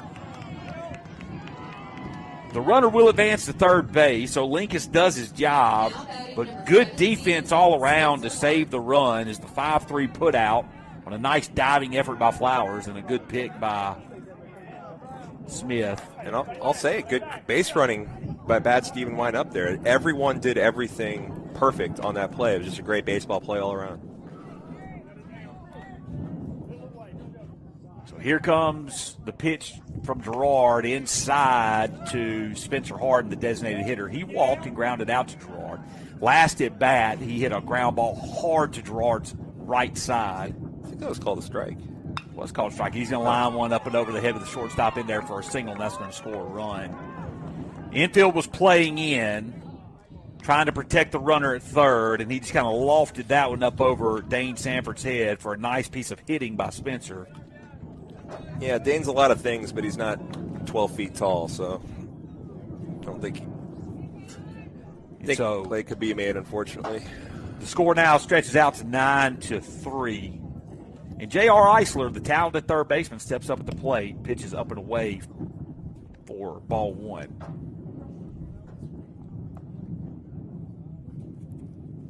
There will be a JV game to follow, weather permitting. Game start time was 3 o'clock. Started a little bit after 3, waiting on the umpires one of the umpires to arrive with the early start time change. Because of weather anticipated in the area later, they're now calling for rain roughly around 5:45. I'm glad this came together. There's a lot, they got concessions to make and everything. Umpires got to get here. There's a lot of moving parts to make this happen. I'm really glad we can get this game in. So that pitch misses down for ball 2. Actually, ball 3, I believe. Ball 3, so 3-0 count now to Eisler. If rain comes through, we do have the latest in Ziploc technology protecting the camera, so. Ball gets away from Mason, but it's not going to matter because it's ball 4, so he's going to try to over and pick it up. And that is, I believe, the second walk of the afternoon for Gerard. That brings up Chase Chacon, the center fielder, who's made a couple of nice plays out in center field. Coach Bruce Branch is going to go out and visit. Calls Coach Branch out. And while we have a mound visit, we're going to take a break. We'll be back momentarily.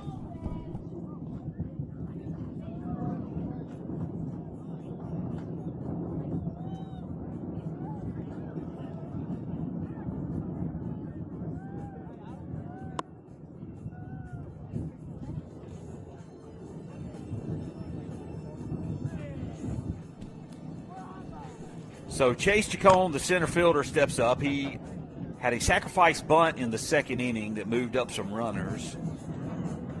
And he flew out to left field his last plate appearance.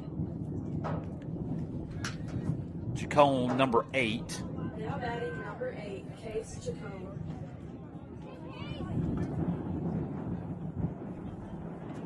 Step up as we see a few raindrops actually hitting off the window here at Lewis Coleman Field now. Swing and a miss on a nice off-speed pitch on the outside corner. Strike 1 to Chacon. Off-speed's been working for JC. Gerard comes set. Ball gets away from Jacobson. Both runners are going to move up. So now runners on second and third with only one out here in the 5th. And can't allow this thing to stretch out much further. 2 runs were taken off the board for the Mustangs.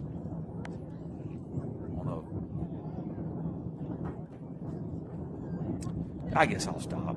Yeah. 1-1's now the count. Here comes the delivery from Gerard and a swing and a foul tip off the glove of Jacobson for strike 2. So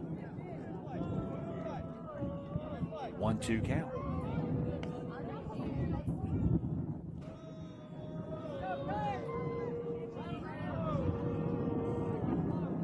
So the infield's going to play in here up on the grass, or at least the left side is. Now the right side joins them, and a chopper foul as again though.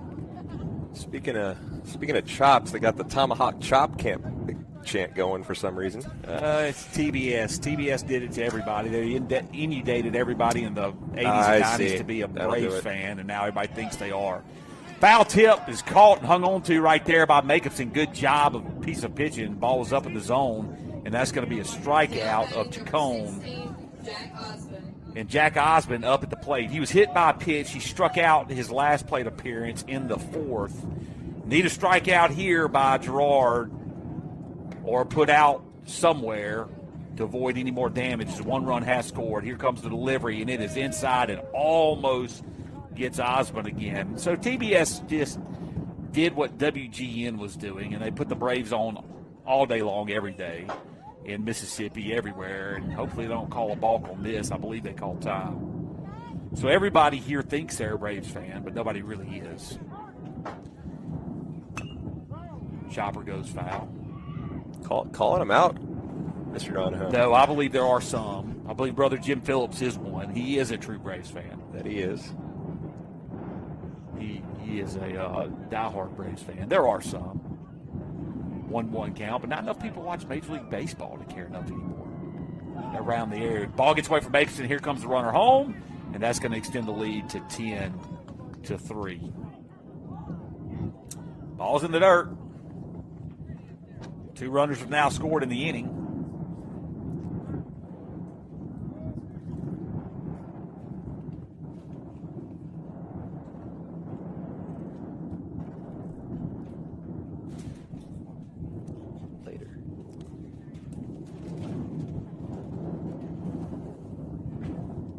So a 1-1 count. 2-1 count, I believe. So a 2-1 count. I apologize. He hit him again. Hit Second the 9 time hitter he's been hit. Twice. Second time he's been hit by a pitch. And with the runner on third base. Now batting number 12, Reed Holman. We need to not be hitting the 9 hitter twice. Ever in any game. Reed Holman, he's 2 for 3. He's singled twice, and he's grounded out to the shortstop. He's going to come up, and he's a good player for the Colts. Does a good job of putting the ball in play. Rarely does he swing and miss. He's fouled off a lot, and runners on first and third here with 2 outs. Well, he swings and misses there. Maybe I should talk about it more, Mr. B. What are we talking? If we say it then happens? I mean, he could hit a gnat with a toothpick, this guy. Doesn't miss. 0-1 delivery right down the middle, breaking ball for a called strike 2. 0-2 now the count to Holman. And Gerard way ahead in this count. As the runner goes, trying to force ball situation, we throw it out into left field.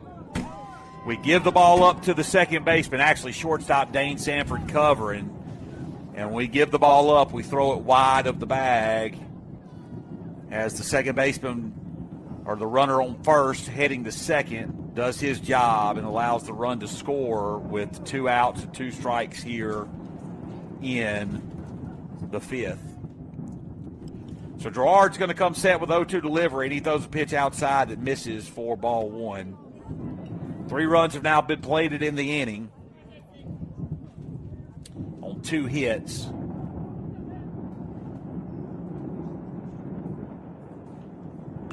And a ball in on the hands of Holman is fouled away. For strike, it's already strike 2, so 1-2 will remain the count. 11 runs on 7 hits, 1 error by the Colts. 3 runs on 4 hits, 2 errors by the Mustangs. Here's the check swing. Holman misses, throw down low. Perry Smith picks it up as Makerson had to deliver it down to first base. The ball in the dirt. And that is a strikeout to end the inning. But some more damage done. 3 runs, 2 hits, 1 error by the Mustangs. There was a man left on base. We're going to head to the bottom of the 5th inning. Mustangs trail 11-3.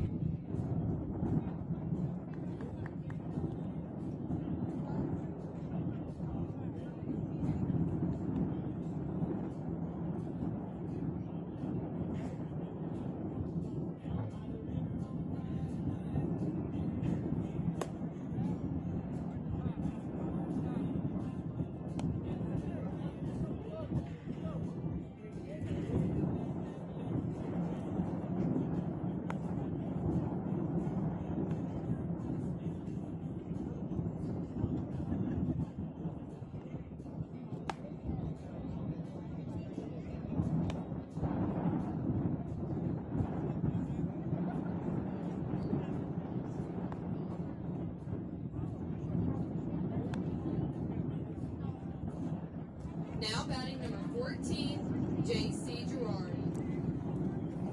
So in for his 5th inning of work is the pitcher, Bo Linkus, who other than getting in trouble in the 4th inning has pitched a nice ball game for the Colts. Yeah, that he has. As I don't know why, looking at a scoreboard, while on the air, I can't figure it out. As I was thinking, wait, are we in the top of the 5th? We are not. I thought the scoreboard was wrong. We are in the bottom of the 5th. Yep. J.C. Gerard is leading us off. Gerard flew out to left field, and he grounded out to the second baseman in his only 2 plate appearances today. So 1-2-3 due up for the Mustangs. There's the 1-0 pitch, and it is up and away for ball 2. So now 2-0 is the count.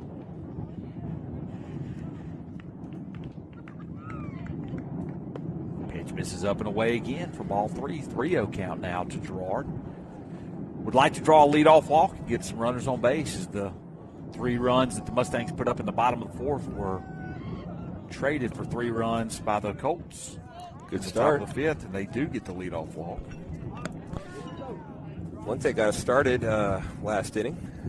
Now batting number 17, Aiden Valente. He started it off with a single in the 6th hole, as Tate Dubard's going to come in, a courtesy run for the pitcher, J.C. Gerard. Good to see an appearance by Dubard.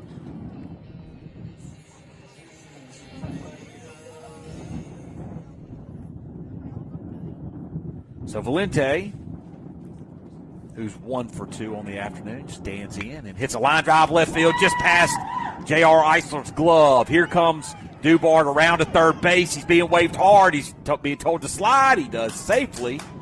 And so Valente is going to stand in with a double as the throw goes into third base. Not in time, and 2 runners are on. And Valente is now 2 for 3 on the afternoon. A nice spark plug here. Dane Sanford, 3-hole hitter, stands in. Go away. Go away. Strikeout and a hit batter. Hits the line drive down right field line, and that ball's going to be just foul. The wind is blowing out so hard from center field across that right field line, and it just blew it foul.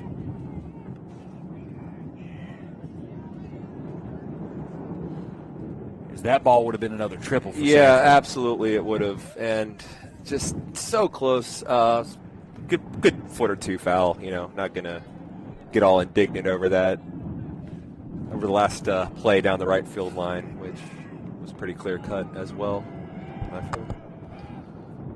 Sanford fouls another one down the right field line, but this one's going to go out of play, almost into the lights.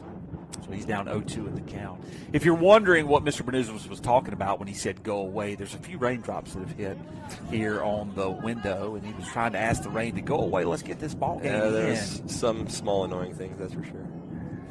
0-2 pitch and another foul ball. This one is going to hit the gym. Sanford is just fouling balls off. Just waiting for that next trip. Left and right. Actually, that's not correct. So here comes the 0-2 pitch from Linkus. And a check swing. Now, I do not believe that he wins. There's an appeal out to the second base umpire, which would not make any sense whatsoever because he is not in position. Never hurts to try, I suppose. Oh, I'm not blaming the player for Bayou. He could definitely try all day long. That wouldn't make sense to ring him up on that. And here comes the 1-2 delivery. Ball nubbed towards the shortstop, and it is going to be down, and Sanford is going to reach. He tried to lay out and catch it on a little sliding grab as it was just nubbed over Linkus' head, and the shortstop, Aiden Borganelli, couldn't quite glove it. Nice piece of base running by both the runners by the Mustangs. You couldn't advance. Stayed put. And I believe that's going to be ruled in. I'd say it's a hit. He did a real good job even to come in on that. Just that weird nubber. Reacted quickly, just couldn't quite get there. First pitch swinging for McLean down the left field line. Yeah, McLean standing in with the bases loaded. No outs here in the bottom half of the 5th inning. Mustangs trailing 11-3. RBI single last time up. Nice piece of hitting last time up. Hard single through the right-hand side of the infield. Good time for him to hit the Scott, I'd say. And he's going to flare this one to the left side. Looks like Eisler has room for it. He does, and he makes the play over close to the Mustang dugout for the first out of the inning.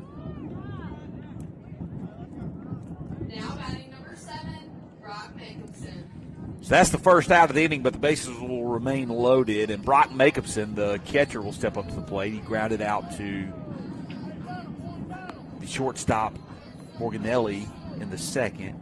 He singled also nicely to the left side in the fourth. Sees a pitch up in the zone for ball one. 1-0 count now.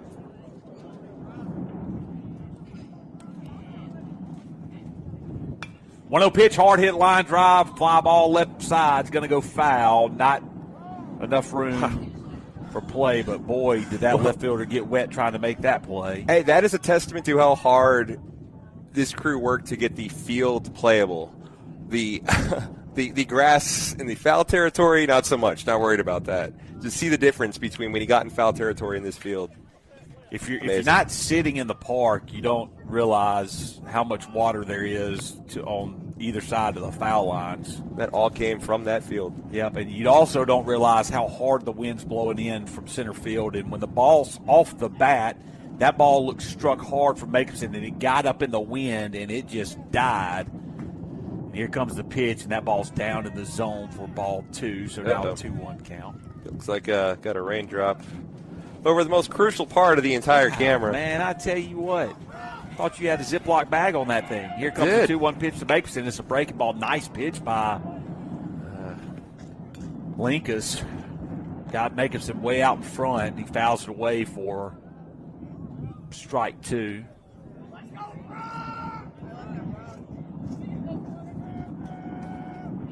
Two-two pitch. That's a little nubber. This time,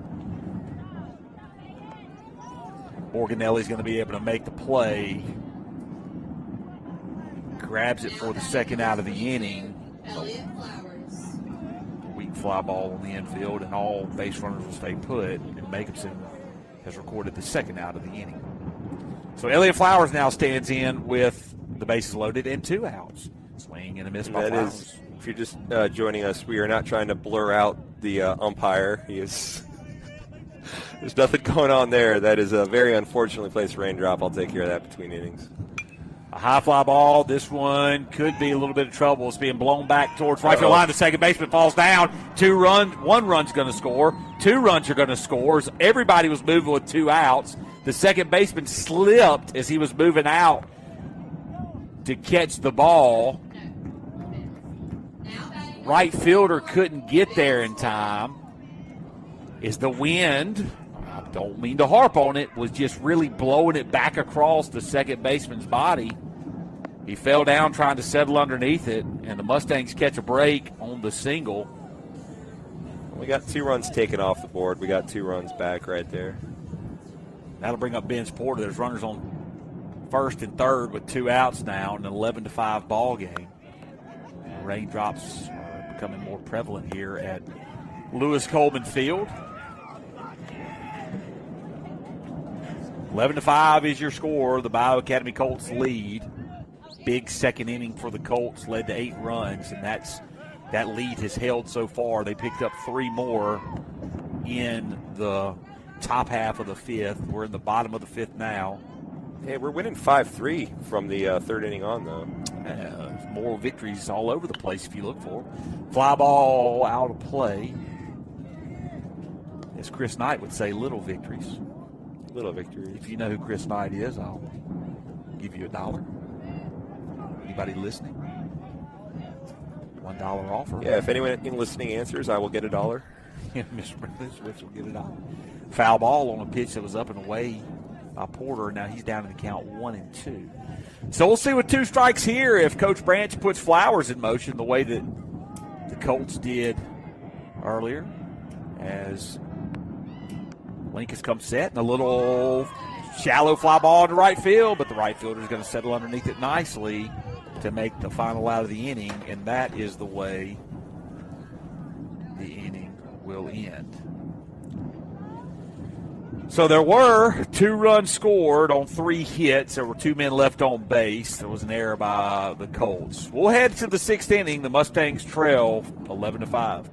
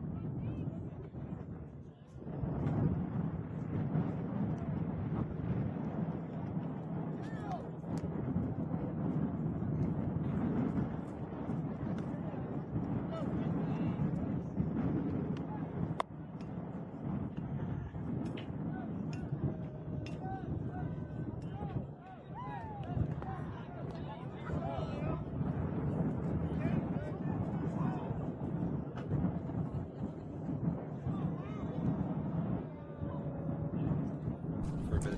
So Brazier Cox was the leadoff batter in the top half of the 6th inning. He is hit by a pitch from Gerard. Got in on him, and thank you to Mr. Bernizowitz for going out and getting the water off. Yeah, brave the elements. I don't want to medal. No hero. That's not necessarily true, Mr. Bernizowitz. That brings up Marshall Weaver, the left fielder. He is struck out, walked, and flew out to center field in his 3 plate appearances. Surprisingly, I owe you $1, as more people knew who Chris Knight was than I thought they did. I forget that people listen to good music. Breaking ball misses way up in the zone for ball 2. Nice job by Makinson climbing the ladder to get that one.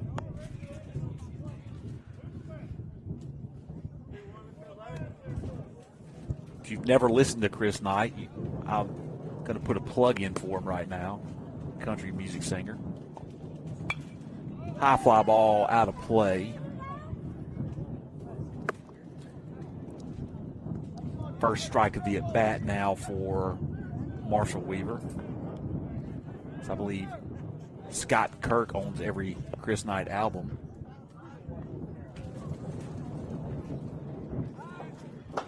Check over to first base by Gerard.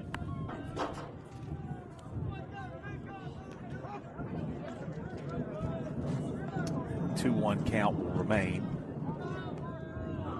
Mustangs need a shutdown inning to get back in this thing and get some runs scored. And a line drive and a pick by Gerard who throws over to first, and it gets away from Smith. Smith falls on top of Cox trying to field the ball. There's going to be a timeout called as Cox is going to step up off the base.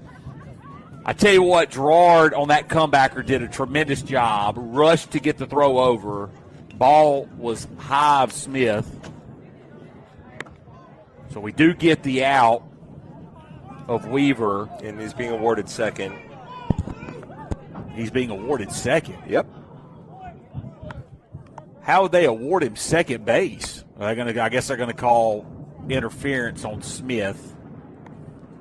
He slid back in. And I don't know if they're saying he was unable to get up. I don't know if I've seen that before.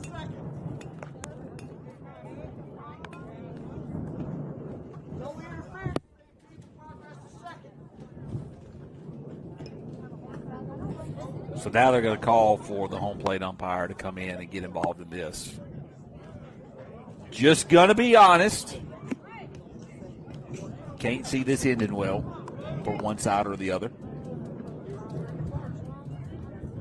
Well, I'm silent as he's called. Now, why don't we just all get together? We're just playing a game of telephone here, as passing information down the line. Everybody get together. You ever play that? No. Do you do that elementary? Yeah, where you say the go through the whole class and see how the phrase changes as it goes. Yeah. Purple monkey dishwasher for the Simpsons fans there. Any Simpson fans out there? Mr. Bernizowitz owes me $1. Well, we'll call it even. So they are going to put him back on first base with no argument from anyone, thank goodness, as that was unusual. Regardless, Austin Batts is now up to the plate. Austin Batts is 3 for 3 with 2 singles and a double today. Had a really nice day at the plate. Batts indeed. Talented catcher for the Colts. Sees the first pitch from Gerard. He hits a hard line drive, and Chamberlain McLean's going to go off his glove. Runner's only going to advance to second, as McLean did a good job of getting it in. Looked like he had a bead on it there, reached up, and it just went off the tip of his glove. That's going to be an error by McLean.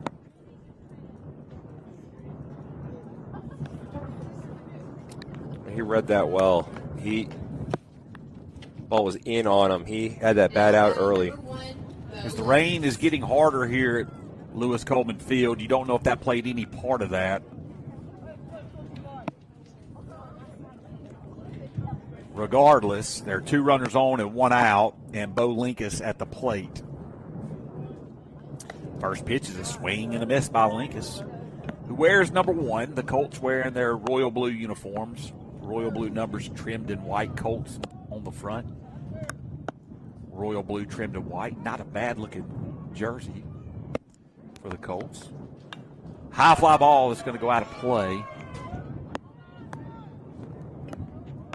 Mustangs, of course, wearing their all-white. Fans seems to have a little personal viewing tent out there. Came prepared. Nothing like a personal viewing tent. That's right. There's nothing like it. Blocks the wind nicely. 2-pitch. Swing and a miss, and Linkus is going to go down swinging for the second out of the inning. And Girard trying to work out of trouble here with Spencer Harden, the designated hitter, coming up. He's 1 for 2 on the afternoon with a walk, a single, and a ground out.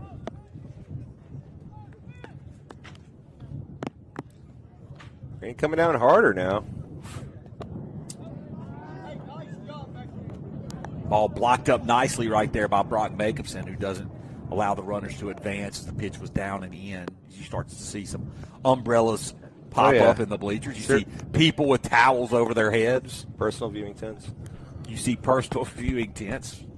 Getting fed through the tent. Wow. Brock Jacobson ready for the runner to try to advance to third. Pops up and on the ball up and in. For ball 2, so 2-0 is your count.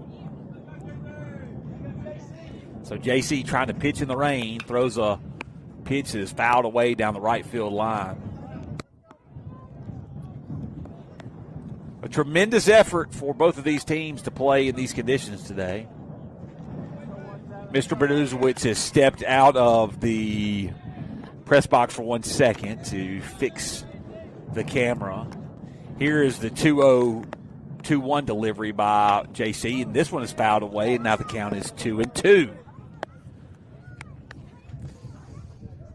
So as Coach AC comes out and gives a few dry baseballs to the umpire,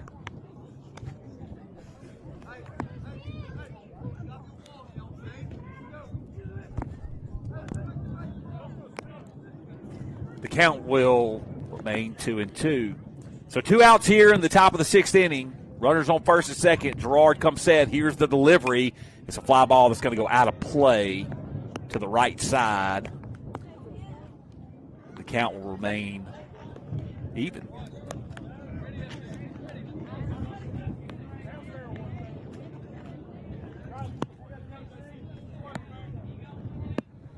So Girard trying to find that strikeout pitch. Comes set. Here's the delivery, and it's inside corner. Called strike 3. Gets him looking for the 3rd strike of the at-bat and the 3rd out of the inning. No runs, no hits. 2 men left on base. We're going to head to the bottom of the 6th innings. Mustangs have to score some runs here.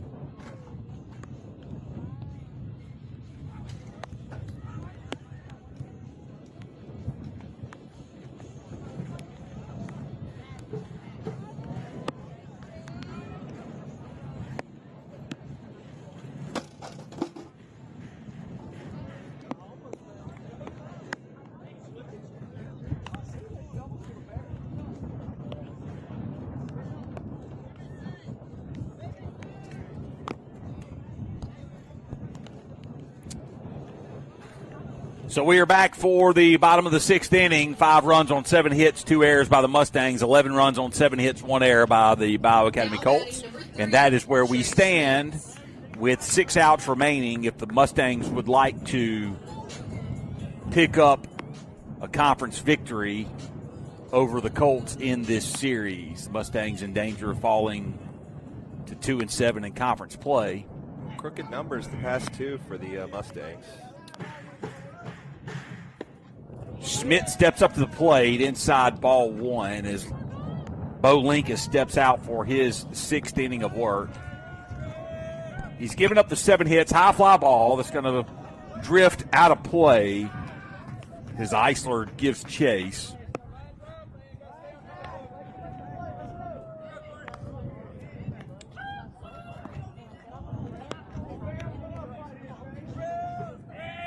As we've talked about throughout the broadcast, the difference in the game was the 8-run second inning. Here is the 1-1 pitch outside corner called strike 2. So now Schmitz, who flew out to the second baseman in the 3rd and struck out in the 4th, has a 1-2 count, and that pitch misses away for ball 2. So 2-2 is now your count. Rain is getting heavier here at Lewis Coleman Field. Don't know if we'll have a JV game to follow. Here's the 2-2 pitch, and it's a slow ground ball towards the first baseman. He picks it up, flips it over to Linkus, who drops the ball. So Trey Schmitz is going to reach on an error. Now batting number 9, Matthew Ryan Smith. And Matthew Ryan Smith is going to be the batter. Smith flew out to left field and then grounded out to the second baseman. He had the hit in the 4th inning that was the controversial play that would have scored 2 runs for the Mustangs but was ruled foul. Smith shows bunt, pulls back, ball up and away for ball 1. Possibly looking here with the ground getting a little bit wetter to put the ball in play and make the Colts have to field it and make clean plays here as he tries that again, and he fouls one off to the left side. If you missed it in the 4th, there was a ball hit down the right field line. You couldn't see from your viewpoint. It was deep down the right field line. The right fielder was in fair territory when he tried to glove it. It went off the edge of his glove as he went to dive for it. And 2 runners scored. Smith ended up on second. They called it back and said it was a foul ball. A very unusual play, but that, as it is, Smith is going to line that one into right field, and that one is going to be fair as the runner's going to go all the way to 3rd, throw over to Eisler. Nice piece of base run by Smith to see the throw to 3rd, and he advances to 2nd.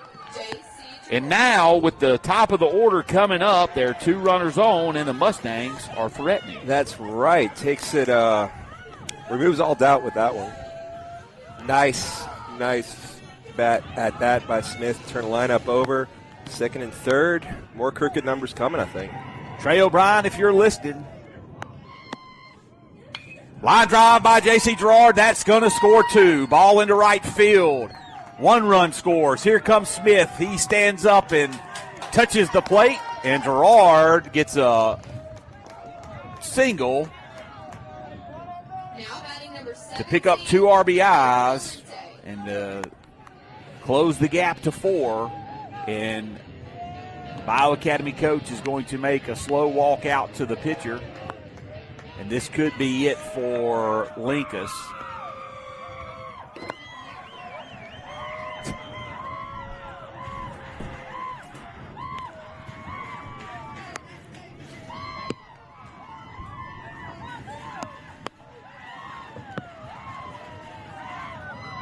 So here comes the new pitcher for the Bayou Academy Colts. That is going to be number 15, Carson Allen, coming to the mound.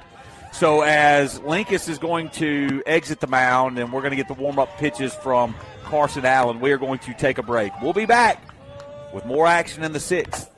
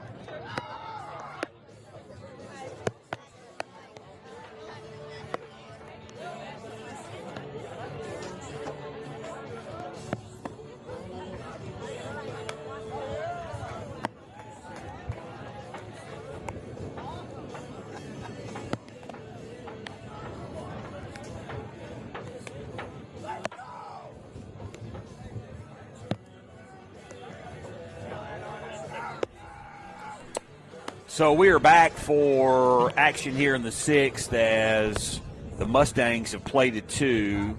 Trey Smith's led off the inning with an E3 on a slow roller that was fielded by the first baseman. He tried to flip it over to the pitcher. The ball was dropped by the pitcher. It was actually, I think, thrown up the line a little bit. Then Matthew Ryan Smith hit a single that turned into a double when Smith stretched out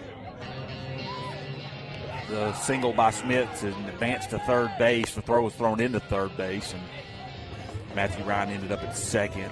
J.C. Gerard followed that by a first pitch single into right field and scored both runs. And we have the pitching change. So there are 7 runs on 9 hits for the Mustangs. There are 2 errors by the Mustangs. There are 11 runs on 7 hits for the Colts and 2 errors for the Colts as well. I think what you got to be concerned about is this game moves on or playing field conditions, and with the Mustangs trailing by 4 runs, the game could be called complete after 5. Well, going down there to check that camera, I mean, clearly raining as that ball gets away, and JC will scamper on into second. So Allen had a hard time finding the strike zone in warm-ups. We'll see if that's going to continue here. Ball is wet. Mound is wet. Landing zone is probably going to become a problem as the rain becomes more and more prevalent here at Lewis Coleman Field. Yeah, I was fixing to say that. Yeah, it's really not coming down too hard out there, and I'm just going to pocket that because it seems to have picked up in the last minute or 2. 2-0 is now the count to Valente. Aiden Valente. He is 2 for 3 on the afternoon, a double, a single, and he reached on an error. If you look at the radar, it does not look good for the remainder of the evening here, as it looks like we are settling in for rain from now through at least 8 o'clock. So the Mustangs, what you're saying is to need to keep this line going and pick up 5 more runs and get out of here. Going to have to here. Aiden Valente sees a pitch on the outside corner for ball 4, so he walks on 5 pitches. And Dane Sanford's going to come up with 2 runners on and nobody out here in the bottom of the 6th inning. It's a phrase you like to hear. Dane Sanford comes up with runners on. And nobody out. Don't leave out the last part there, Mr. Bernuzowicz. I did forget that. You're right. Much important. So the pitch is down and away. As we said, Allen coming in a tough spot. You come in not the best of weather conditions. The umpires are continuing to allow play. Not saying that the rain's hard enough to stop play at this point. Line drive out of play. But it is definitely a tough spot to be in for Allen. I'm thankful for this press box. If we were at Cleveland as scheduled, where they just have a giant field back there, this would not be enjoyable for me at all. 1-1 pitch to Sanford's blocked up nicely by Austin Batts as the pitch was down in the dirt. And now the count is 2-1. So here comes the delivery to Sanford. That pitch misses away, and now the count is 3-1. And the Mustangs are threatening to load the bases here with nobody out. 2 runs in already. Here's the windup in the delivery, and it's a chopper in the 6 hole. That's going to get through. Gerard's going to be held up at third base. They're going to go station to station there. If Sanford earned it, didn't take the free base. That's the second time Dane Sanford has come up with runners on and gotten a single, and the bases are left loaded. It's a statistic that is rather rare, I would say. You'd say, scoring position, a single will, unless, of course, there's the weird kind of circumstances, and it's not all the time. But to see two at-bats like that. Chamberlain McLean stands in, sees a pitch up in the zone for ball one. McLean is the leader in walks on the team. He has 17 on the season. And I just gave a false statistic. He is second in walks on the team. Only behind J.C. Gerard, who has 23. And you know what else he is, Chamberlain McLean? The tying run at the plate. Ball gets away from bats. J.C. Gerard's going to come in. He's going to touch home plate. And the lead is cut to 3. And as we talked about, the tying run is at the plate. You're going to see at this point the coach from Bayou come and talk to the umpire about playing conditions. And I knew that was going to come here pretty quick. We knew that was going to happen. It's just concern for the safety of all involved, you know. As Coach Branch is going to say something to someone about conditioner and the mound.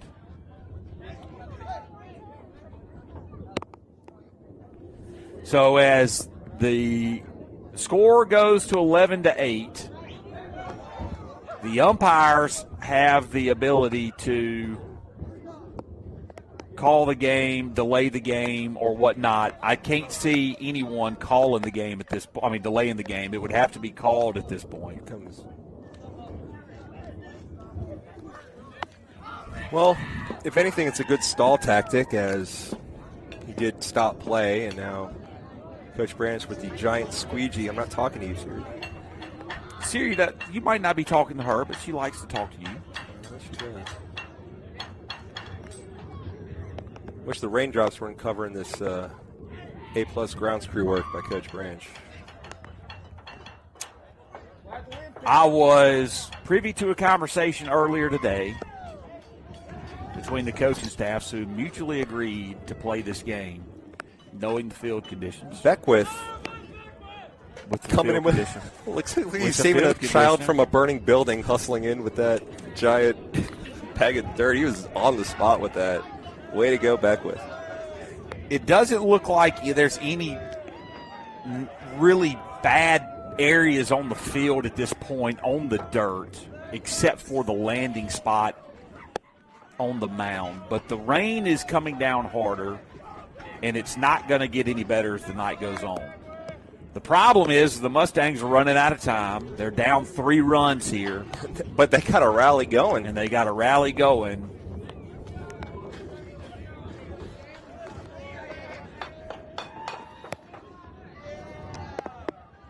And if I am the Bayou Academy Colts, I'm going to be playing the hand of field conditions. If I'm the Pill Academy Mustangs, I'm going to be playing the hand of we're going to play as hard as we're going to work as hard as we can to get this game completed. So I get both sides of it. I totally get it. There's a nice pitch in there from the pitcher, Carson Allen, who's getting a few warm-up pitches after the delay with the conditioners. They're going to call for some more conditioner to come out. My conditioner comes in like a little pump bottle. And for those to gain an understanding of why it was such a press to play this game, it wasn't just a press for the Mustangs to get this game in today. It really was an understanding from both teams. Bayou Academy still has a makeup game with Starkville Academy left on the schedule. The Mustangs don't have any makeup games left at this point, or don't have any makeup games at this point. Right. Because of 2 games, if this game were to be delayed, that would force Bayou to play 8 conference games over the next 2 weeks. And that is a very hard task for any high school team. And so the push to play wasn't just the Mustangs. It was mutually agreed upon by both teams and both coaching staffs, as no one wants to play 4 games in a week. So now they're going to ask for conditioner right here off of the rubber.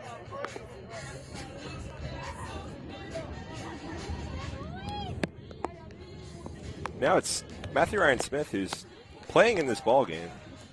There's Beckwith. Beckwith does follow with a small broom.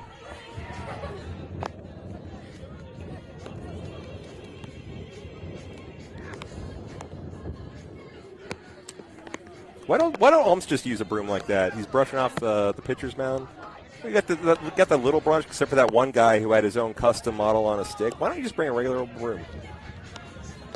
For everyone's to just understand the situation that we're in, it is the umpire's determination on whether or not the playing conditions are safe. And if the umpires at any point determine that this playing field is not safe, the game can be called and the contest can be ruled because there are 5 innings complete played. Look at Mr. Popularity over there at second base. Dane just surrounded by Colts. A circle around him like they're some sort of an idol. Everybody's familiar with everybody, of course, in this Delta. Let's talk about that a little bit, Mr. Bernizowitz. Was there ever a thought process in your mind? Was there ever a thought process in your mind that, hey, I'm going to live in the Mississippi Delta? Nope. No, that would involve having, looking ahead to the future. Which we've talked about, goals, which you I don't do. I just kind of do stuff and you don't things have, happen. You have no goals. No, my goal is to not die that day, and that's about it. That's it? Yeah. Make every day the best day. Do all you can, single day, and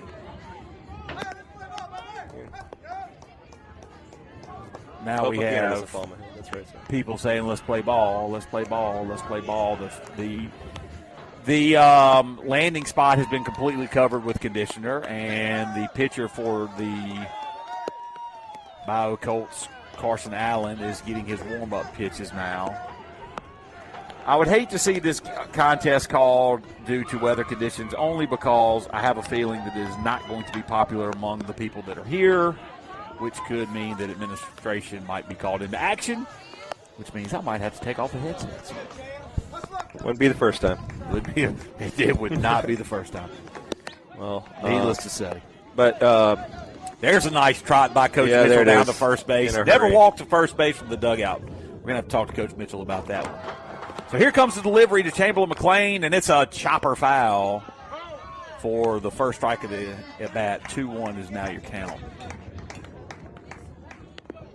Umpire does a nice job of throwing that ball back to the pitcher. Good arm right there by the right-handed umpire. Scouts in attendance. Braving the rain to see this guy throw. McLean, who is 1 for 3 on the afternoon, sees a pitch on the inside corner swing and a miss for strike 2. Mustangs need to get these 2 runs in. It's 11-8. Runners on second and third. Nobody out. Here's the 2-2 pitch. Misses, not outside in the dirt. Bats blocks it up. And McLean, who's, as we talked about earlier, as I was correct in saying, is second on the team and walks. Stands in with a full count. Payoff pitch. Right down the middle, called strike 3. Nice pitch right there by Carson Allen, and that's going to be the first out of the inning. So Makeupson comes up to the plate. He is 1 for 3 with the single. He singled in the 4th inning, the inning in which we scored 3 runs. Pitch misses down for ball 1.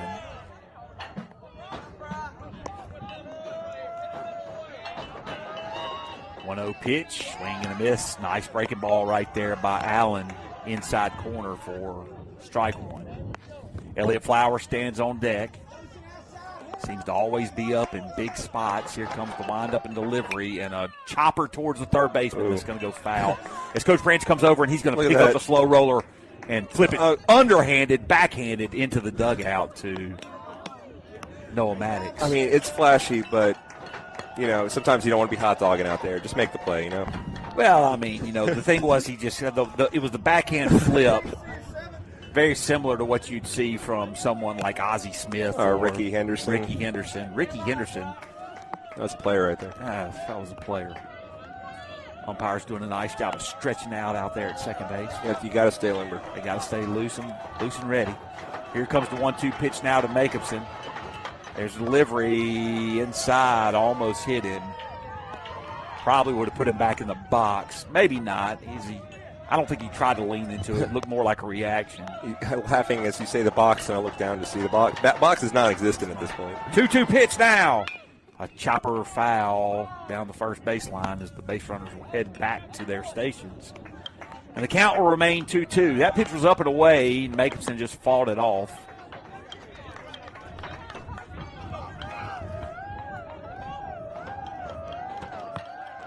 And so Allen will come set, pitching from the windup with the runner on third. Here's the delivery, and it's a ground ball towards the shortstop. He picks it up, throws it over the first baseman's head. Jacobson's going to go to second base. Both runners are going to score, and the lead is now cut to 11-10 here in the sixth inning. So at E6, Jacobson reaches. Flowers now up to the plate with the runner on second base. They were down 8-0 after 2, and they didn't run from it. Kept playing ball, put up 3 runs, 2 runs, 5 runs and counting here in the 4th, 5th, and 6th. Bring us within 1. So Elliott Flowers up to the plate, runner on second base. Here's the pitch, ground ball back to the pitcher. He fields it. Runner's going to advance to third. He flips it over to first. And so now the courtesy runner, who I believe is Lane Harper, will stand on third base, and there'll be 2 outs in the inning. Now batting number 24, Vince Porter. Bring the freshman up in a big spot here, Porter. Tying run 90 feet away. Absolutely. Vince Porter coming up to the plate, 0 for 3 on the afternoon. Actually, that's not correct. Yes, he is. He's 0 for 3 on the afternoon. High fly ball into center field, shallow center field. Center fielder ranging in on it, and he makes the catch for the 3rd out of the inning. So, the Mustangs cut into the lead, but they can't get it all back. There were 5 runs scored. There were 3 hits in the inning. There were 2 errors by the Bayou Academy Colts. We're going to head to the 7th inning here in the rain from Lewis Coleman Field.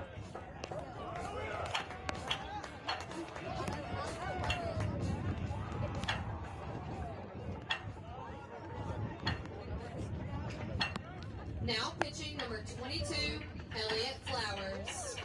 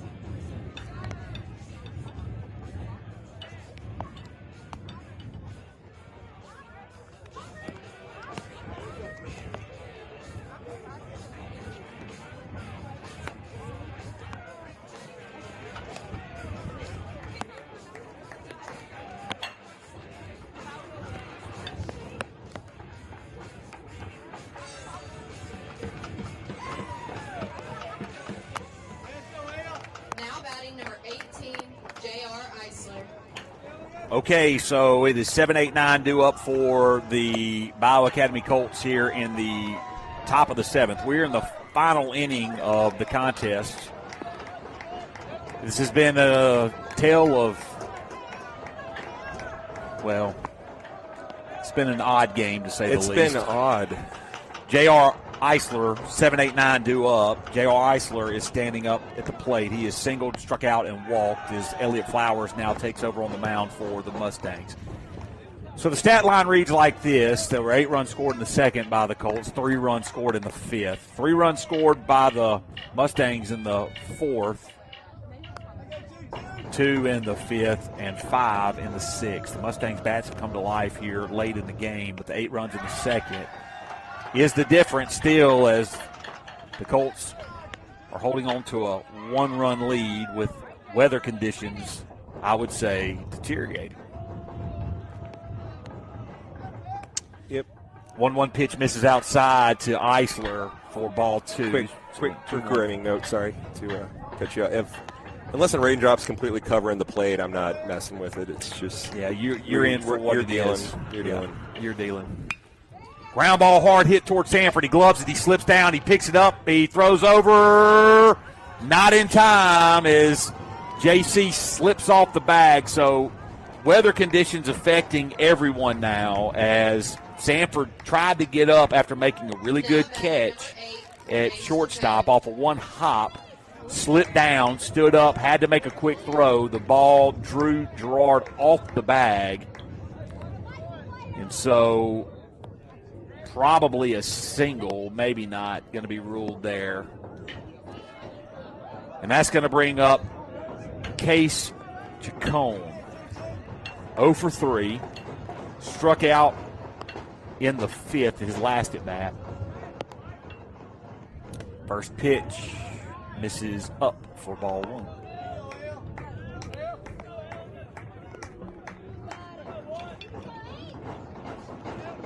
Flowers come set. Here's the delivery. Misses up for ball 2. So just a little bit out of the zone here by Flowers. Yeah, he is missing, but not by much. Top of the order fixing to roll back around for the Colts unless the Mustangs can. Some damage here as Chacon's going to show bunt. Flowers steps off. We need to go after Chacon. Dan Sanford was not afraid to attack this 9-hole hitter. He's the 8-hole hitter, sorry. The bottom of the order he was not afraid to go after. It's a great effect. It's a great way of, you did a good job of rebounding on that one. Chacon shows bunt, pulls back, pitch called a strike on the outside corner. What do you think about that strike call? I was just actually thinking that this ump has had a really good zone all day. Yep. And nothing about recent events is going to make me change my mind about that. You are a man of conviction. 2-1 pitch coming now to Chacon. There's a breaking ball, ground ball, foul, and a play almost made by the third base coach for the Colts as he got out of his stance, reached out and tried to snag that one. You know, if you're in ready position, you make that play. Ball to your feet. Fundamentals. Fun. Get a little prep steps going. Assume the ball's coming to you. Always. And various other cliches you would hear.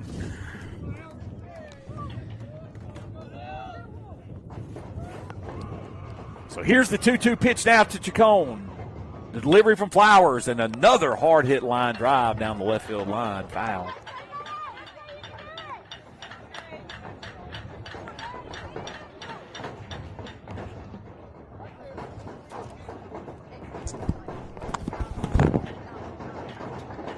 So Flowers is going to come set. Eisler is going to take his lead from the belt. Here's the delivery, breaking ball, line drive, and that's going to be over the head of Sanford, and that's going to get down, and that is the second hit of the inning to start this thing off against Flowers. So 2 singles back-to-back. We certainly don't need anybody to score, and right now they're harmless with the 1-run lead. What I'm worried more about is every batter that gets on is just prolonging this game, allowing more rain to be falling. We need to get back to batting and win this thing. 11-10 is your score. Bayou Academy leads. They now have 2 hits in the inning.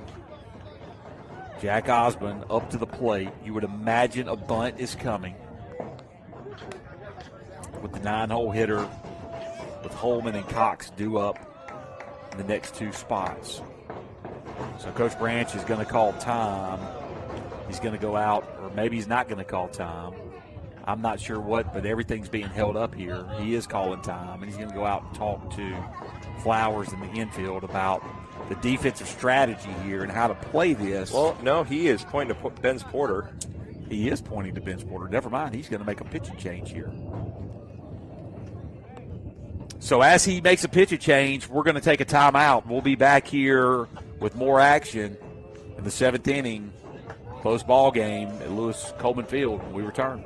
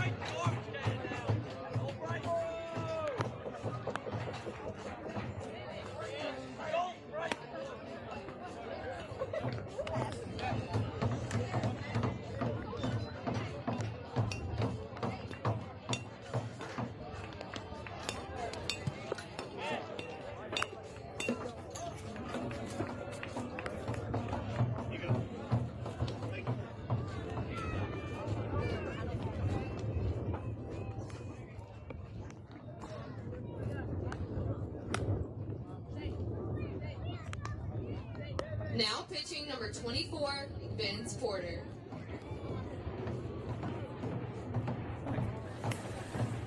So Vince Porter is going to be the pitcher on the mound for the Mustangs as they are in a little bit of trouble here in the top of the 7th inning.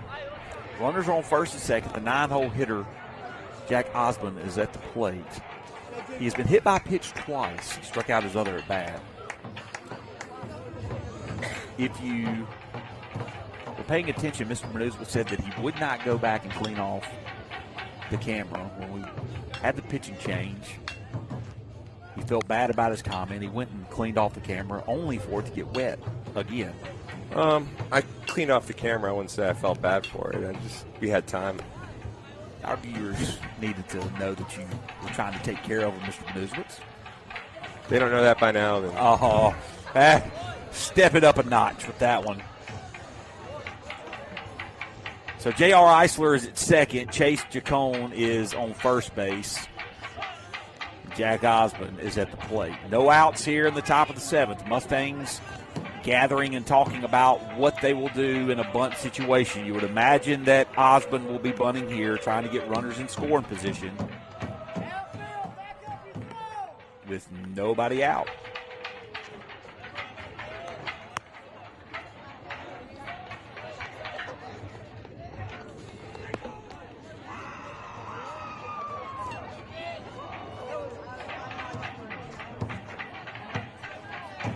So the batter steps up to the plate. Porter is going to square out. Actually, Porter is going to try a pickoff move to second as the batter squares around.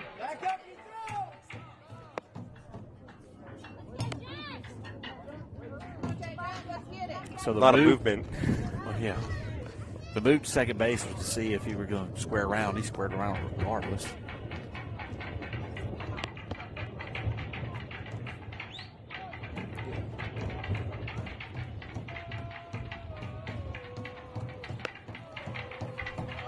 So Gerard is coming, and a little flare down the right field line. Nobody's going to be able to get to that as it's out of play on the slash bunt attempt by Osborne.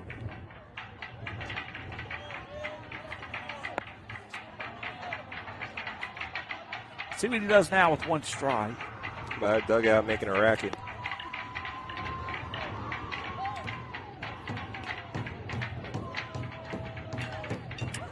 It'd almost be like having to listen to a cowbell when you're trying to watch a football game. Man, let's don't go down that rabbit hole.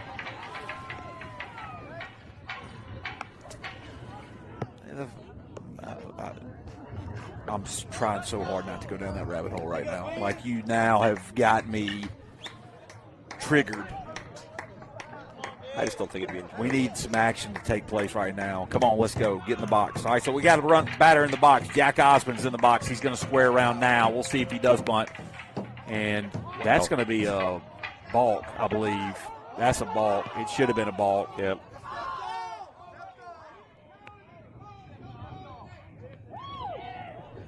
As Valente. Not sure what's happening. It's a balk huddle. Did he step off? I was distracted by Valente coming over from second all the way to third. I didn't see what Porter did. Yeah, he was rolling the infield, and as they're going to crash the first baseman and the third baseman, trying to get someone over to third. And I think what might have been is that was kind of a weird. Don't do that again, or we're gonna balk. We're not sure what happened there.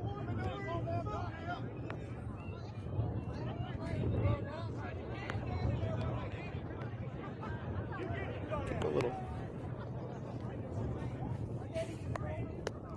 So not sure exactly what's going on. We're trying to let this play out.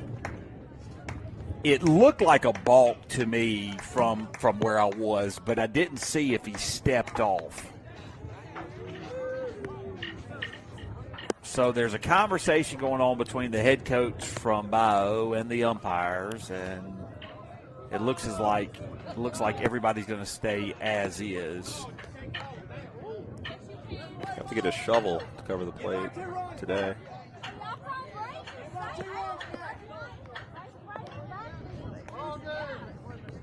And what this is doing is allowing some more rain to accumulate, if nothing else. Regardless, everybody's going to – oh, and they're going to get called back. After – oh, man. At this point, to – all right, I'll step off. Let's take a break.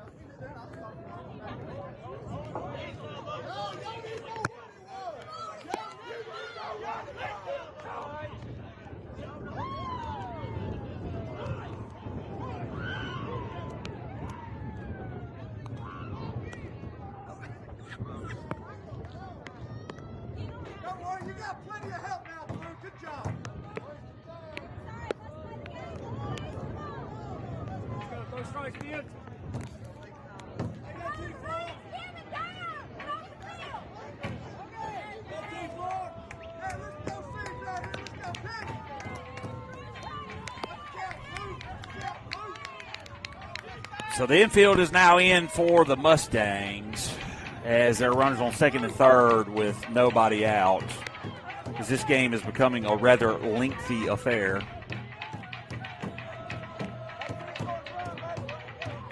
Here comes the delivery from Porter, and it is down in the dirt, blocked up nicely by Jacobson, as Valente's going to go back up the throw from the home plate to the pitcher. So 1-1 count now.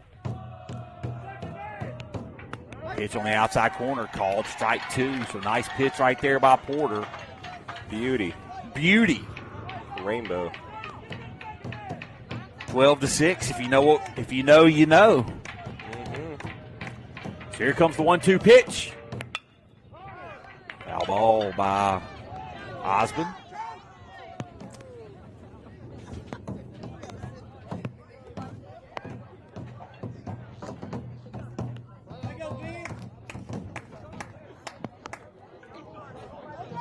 Maddox warming in a hoodie in the bullpen.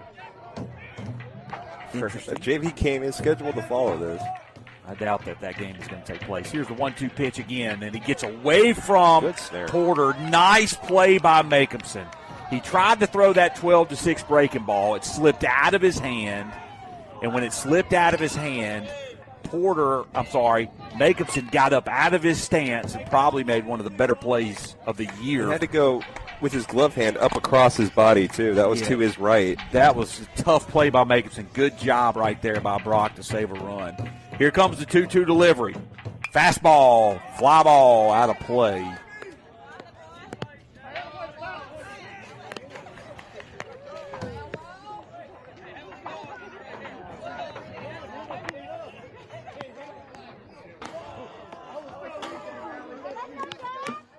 So the count will remain 2-2 here with no outs and runners on second and third. The infield still playing in. Reed Holman will be the batter up at the plate. Next, here comes the windup, the delivery. Ball gets away from Jacobson. Here comes the runner. It's going to be flipped over. He dropped it out of his hand right before he tried to flip it. A run is going to score. So a run is plated there by the by the Colts on the wild pitch. And a full count remains.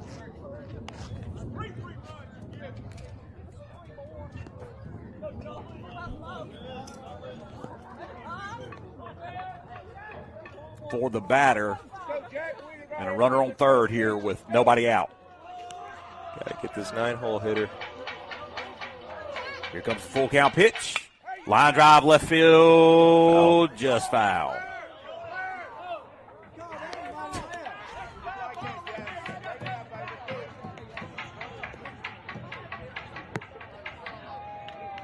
That was slicing the whole way. Fortunate, as he did make good contact there, though.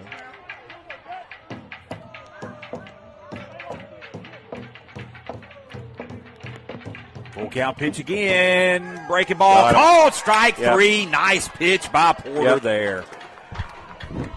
That started out about a foot outside and broke all the way in. Froze him on the breaking ball. And the infield's going to have to remain in here because there's only one out, and Reed Holman is going to be coming up to the plate. 12-10 is the score. Here's the windup in the delivery, and nice job blocking by Jacobson there. The pitch in the dirt. Infield's going to be told to play back some for the out. The outfield. So the outfield's going to play for the out here. Pitch gets behind Jacobson. Didn't look like it was that far down in the zone. Tried to kind of catch it underhanded. Is underhanded the right terminology? I guess. Is that right? Yeah. Is that underhand? Is that? Yeah. So Diamond Girls say, yes, we're right. I think more of it as a throwing action, but I suppose the same gesture would for a glove. Yeah. I felt like Sarah Francis wouldn't lead us in the wrong direction. If any former catchers out there,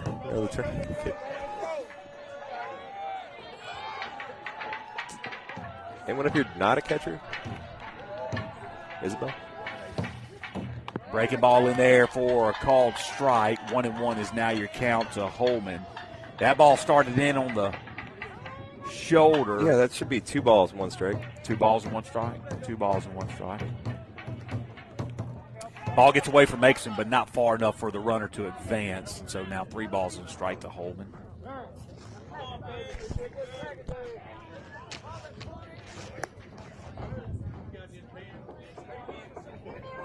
Balls are wet out here on a rainy day. Hard to get a good grip. The fans are cold and blankets not. Rain's coming down harder. It's football weather right Nobody's happy. 3-1 count now to Holman. Here's the pitch. Nice breaking ball in there for strike 2. So Porter's breaking ball continues to be the pitch for him. It has been working, but gotta be wary of. It's 3-2 count now. 3-2 count now. Be wary of throwing it. Get him. That ball gets away, and the runner's going to try to score. Jacobson is going to pick it up, throw in there. Tag is not in time. Wait, hold on a second. They're going to say that the ball got stuck. It got stuck in the little between the net, not the net, the padding. They're saying that was not a safe call. That was a dead ball call. So they're going to put him back. Because he did just get his foot in. Yeah, he was safe. Even with the dead ball, the fact he was able to retrieve it was a close play. He was safe. I felt like he was safe as Brock's going to dust off the plate here. So they put him back, and I was actually called out for the ground rules meeting today, me and the administrator for Bayou Academy for the first time this year, and we actually heard them talk about that. So, yeah. So that's... Yeah, so runners on first and third with one out. That's what we got. Yeah, still walk, yeah. Okay. I can't see first base, so I was wondering what happened to him. Brazier Cox, the first baseman, is up to the plate. He's hit a home run. He was grounded into a 3 unassisted. Hit ball. And he was hit by a pitch. That ball gets up over the head of Cox, and the runner's going to safely advance with no throw down to second base. So now runners on second, third. Wise decision to pocket that ball. Game time moving into the 3-hour mark here in the next 10 to 12 minutes. Pitch is on the outside corner, called strike one. Always in anticipation.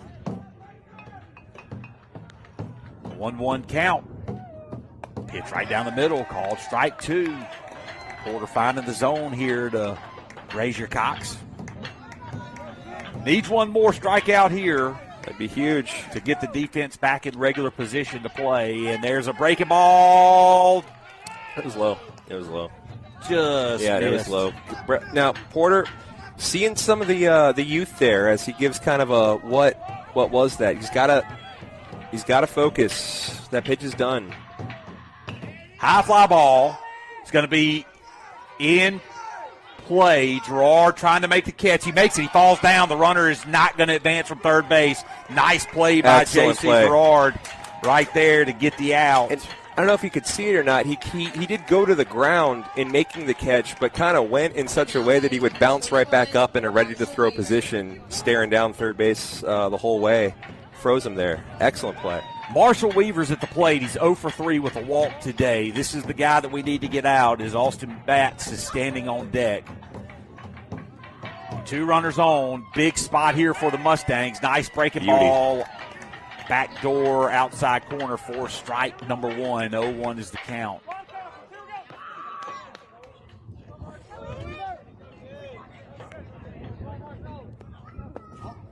Nice job blocking up that pitch on the outside corner.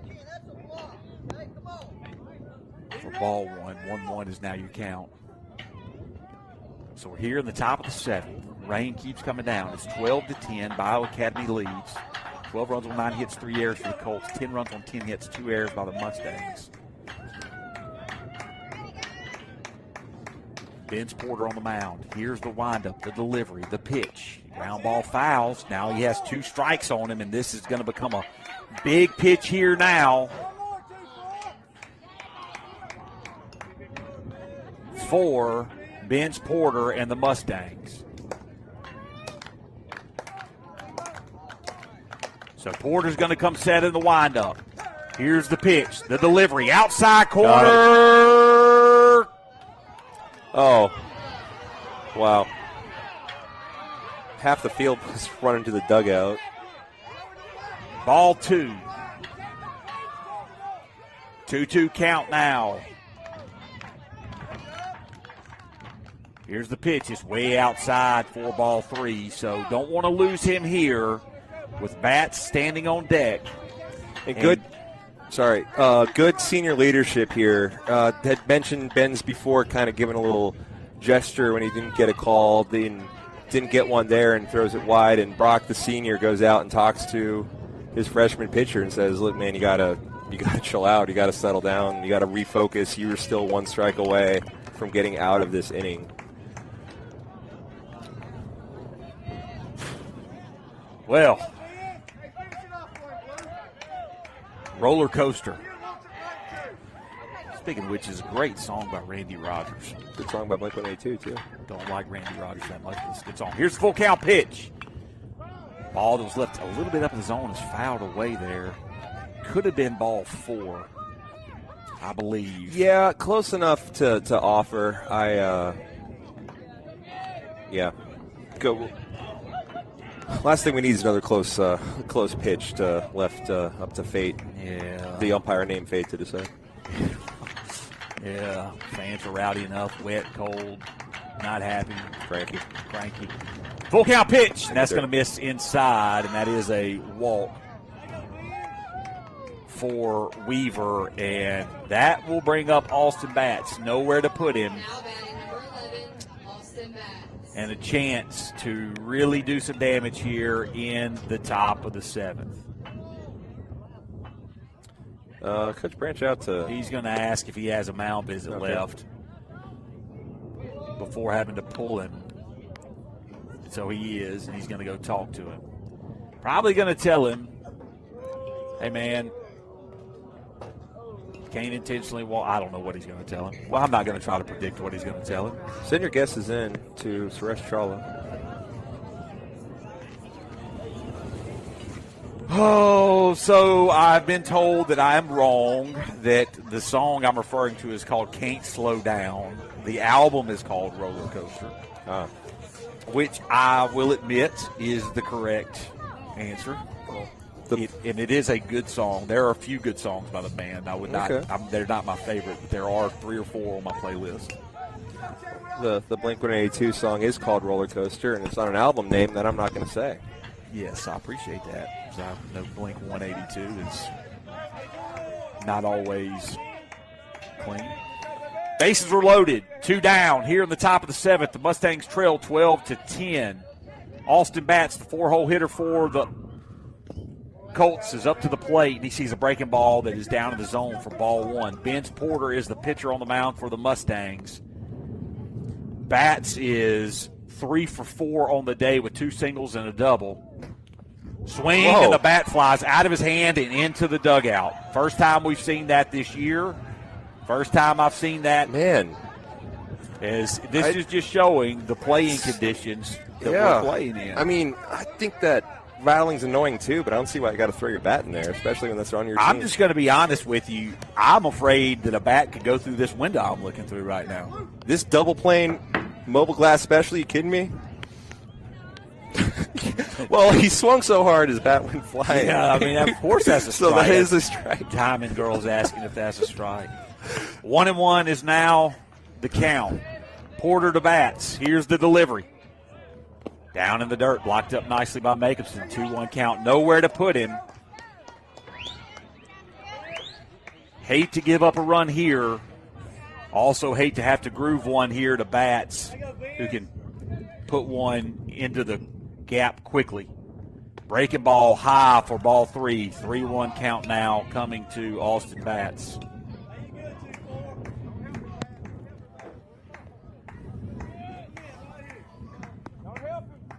Three and 1, 2 outs. Here's the delivery, and it misses bad, and it doesn't matter that it got away because it's a walk, so the runner will score from third. Batts will trot down to first. Everyone goes station to station, and now with 2 outs, the base is loaded. Still, I believe Bo Linkus, and it will be Bo Linkus, who was the starting pitcher for the Colts, will be up. I will say optimism here. Mustangs have put crooked numbers on the board in 3 innings. I was going to say they put up at least 3. That's not the case. There was a 2-run inning. However, there was a 5-run inning. You said at least 3. High fly ball. First base side. JC make a chase, and he can't get there. He tried to come back to it. Got right up against the fence, and it just landed to the left of his glove.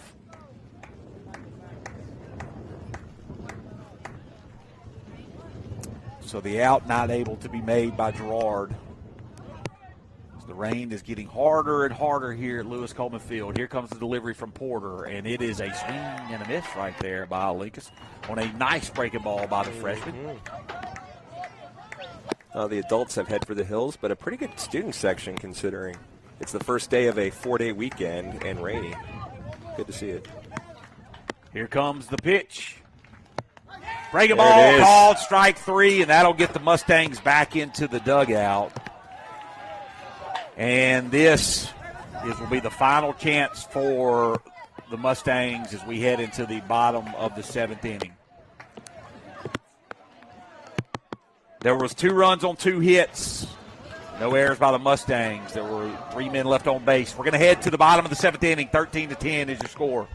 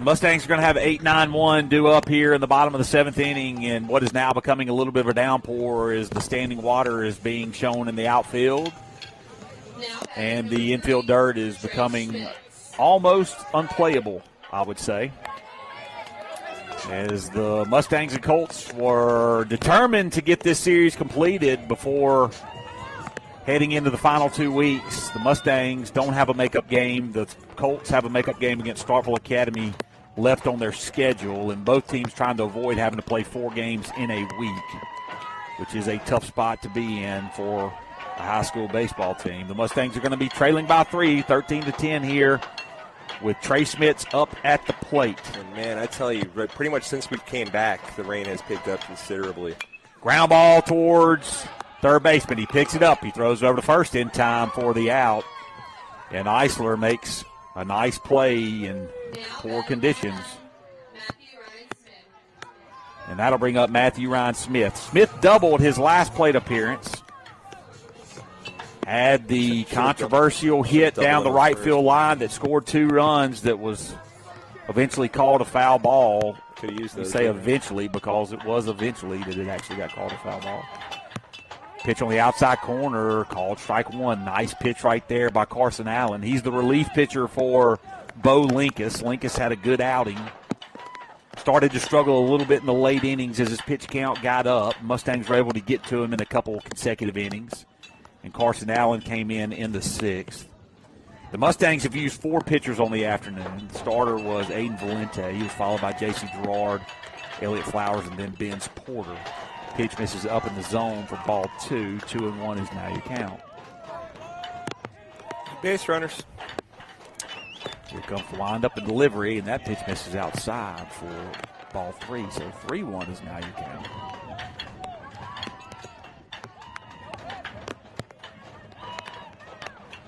Here's the 3-1 pitch, and it's going to miss, and Matthew Ryan Smith draws a 1-out walk.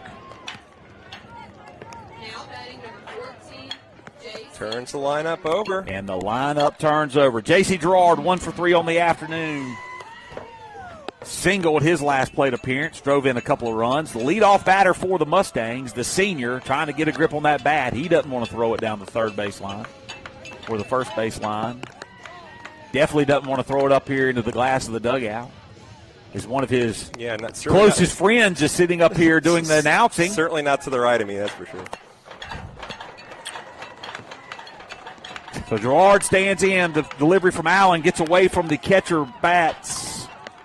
And Matthew Ryan Smith's going to trot down to second base. Bayou playing that the runner at second, probably not important to them at this point. It could be later. I value Matthew Ryan Smith as a person. We weren't talking about personally. Here's the 1-0 pitch. Outside corner. Called strike 1. Could have gone either way. And I would have to say that probably now with the rain coming down harder, the strike zone is expanded a little bit. Batters are going to have to be understanding of that. That pitch is way outside for ball 2, so 2-1 is now your count.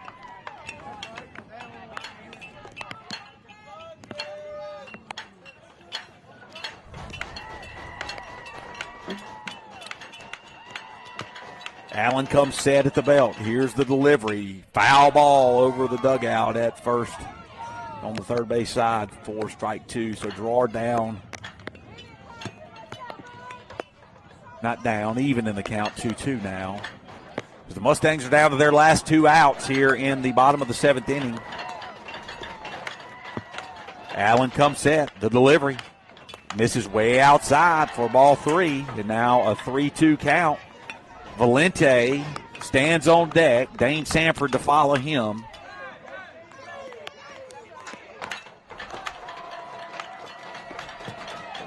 Pitch and a ground ball that gets through the right side of the infield. Matthew Ryan Smith is going to be waved around home. The throw goes home. Cut off by the first baseman. And J.C. Gerard picks up another RBI on the afternoon. And Aiden Valente coming up to bat representing the tying run. Aiden Valente represents the tying run, and I can tell you that everybody in this ballpark, players included, probably would not be very favorable. Wait, we're going to back up on that. It would not favor. Yeah. Better? Was that better? Oh, yeah. I mean, you stopped yourself. But you were going to stop me. I was not. I was not. Would not favor extra innings. Here comes Valente. First pitch from Allen is high for ball 1. Valente has reached 3 times. He's 2 for 3 with a walk and reached on an error. He does have a single and double. That's a nice breaking ball in there for strike 1. 1-1 now. The count to Aiden Valente, the freshman who started on the mound, has played second base throughout. Here's the 1-1 pitch, and it's up and in for ball 2. So now 2-1 is the count. Don't know if the Colts are going to go ahead and just ride this out with Allen or not. Haven't seen anybody working outside the pitch. Swing and a miss on a nice slider on the outside corners. Valente's back foot got away from him there, and now the count's even at 2-2. Allen comes set, the delivery, and a chopper towards Eisler. Eisler picks it up. He's going to throw it over to second. They get the lead out there. Not in time at first, but they are able to get Gerard at second base. Now batting number 8, Dane Sanford. And the 5-4 put out puts the Mustangs down to their last out. Sanford could tie it with a big swing, as he does represent the tying run. We've got to continue to have base runners. Sanford has singled his last 2 plate appearances.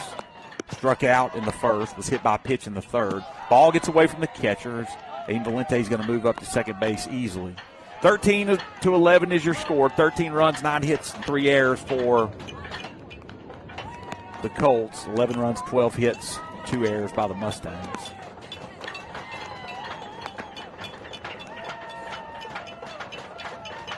1-0 pitch now to Sanford.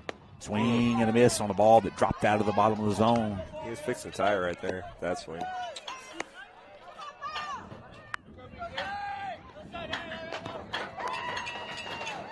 Here comes the 1-1 pitch.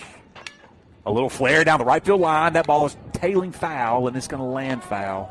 That would have scored the run, and I believe Sanford could have ended up on third if that ball would have been down. But now Sanford's down to his last strike.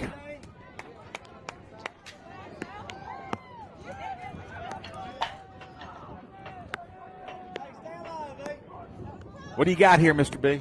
I got a cool customer at the plate who does not care. He's got 2 strikes on him. 1-2 pitch. Ball misses outside for ball 2. So 2-2 now the count.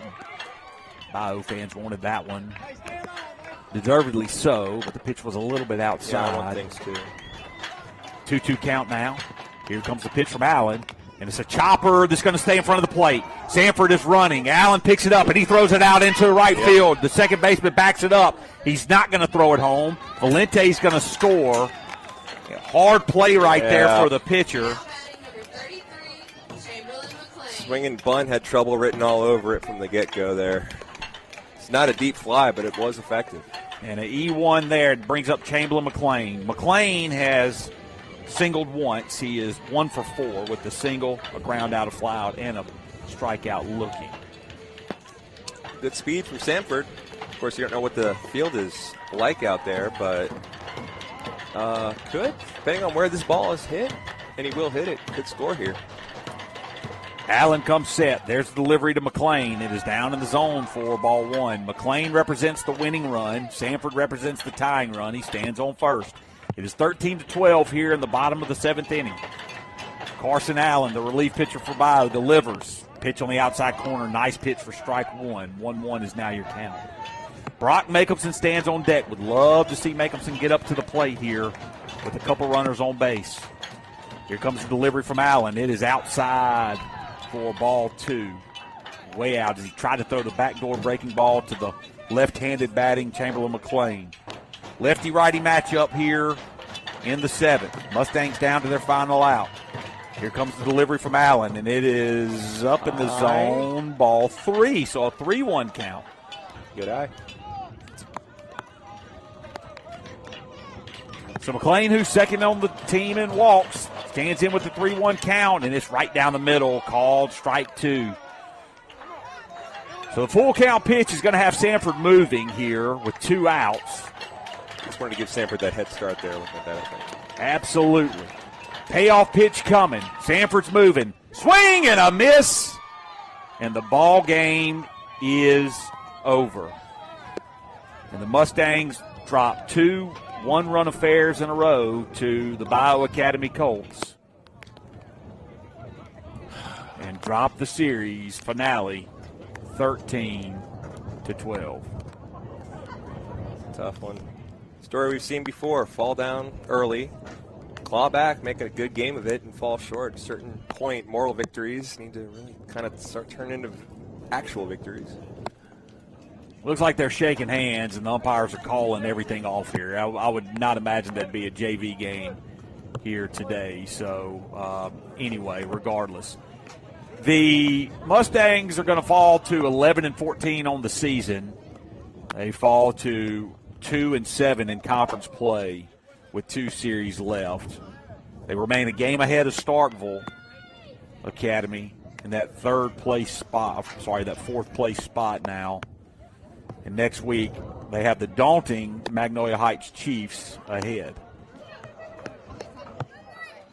But Easter in between. Regroup. It is Easter in between.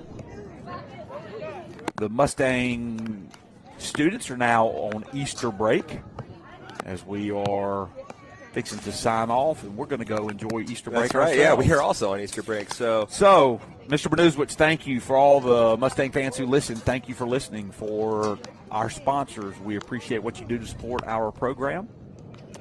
And everybody have a safe and happy Easter break, and let's get ready for the sprint to the finish line for the school year when we come back. Always a great day to be a Mustang.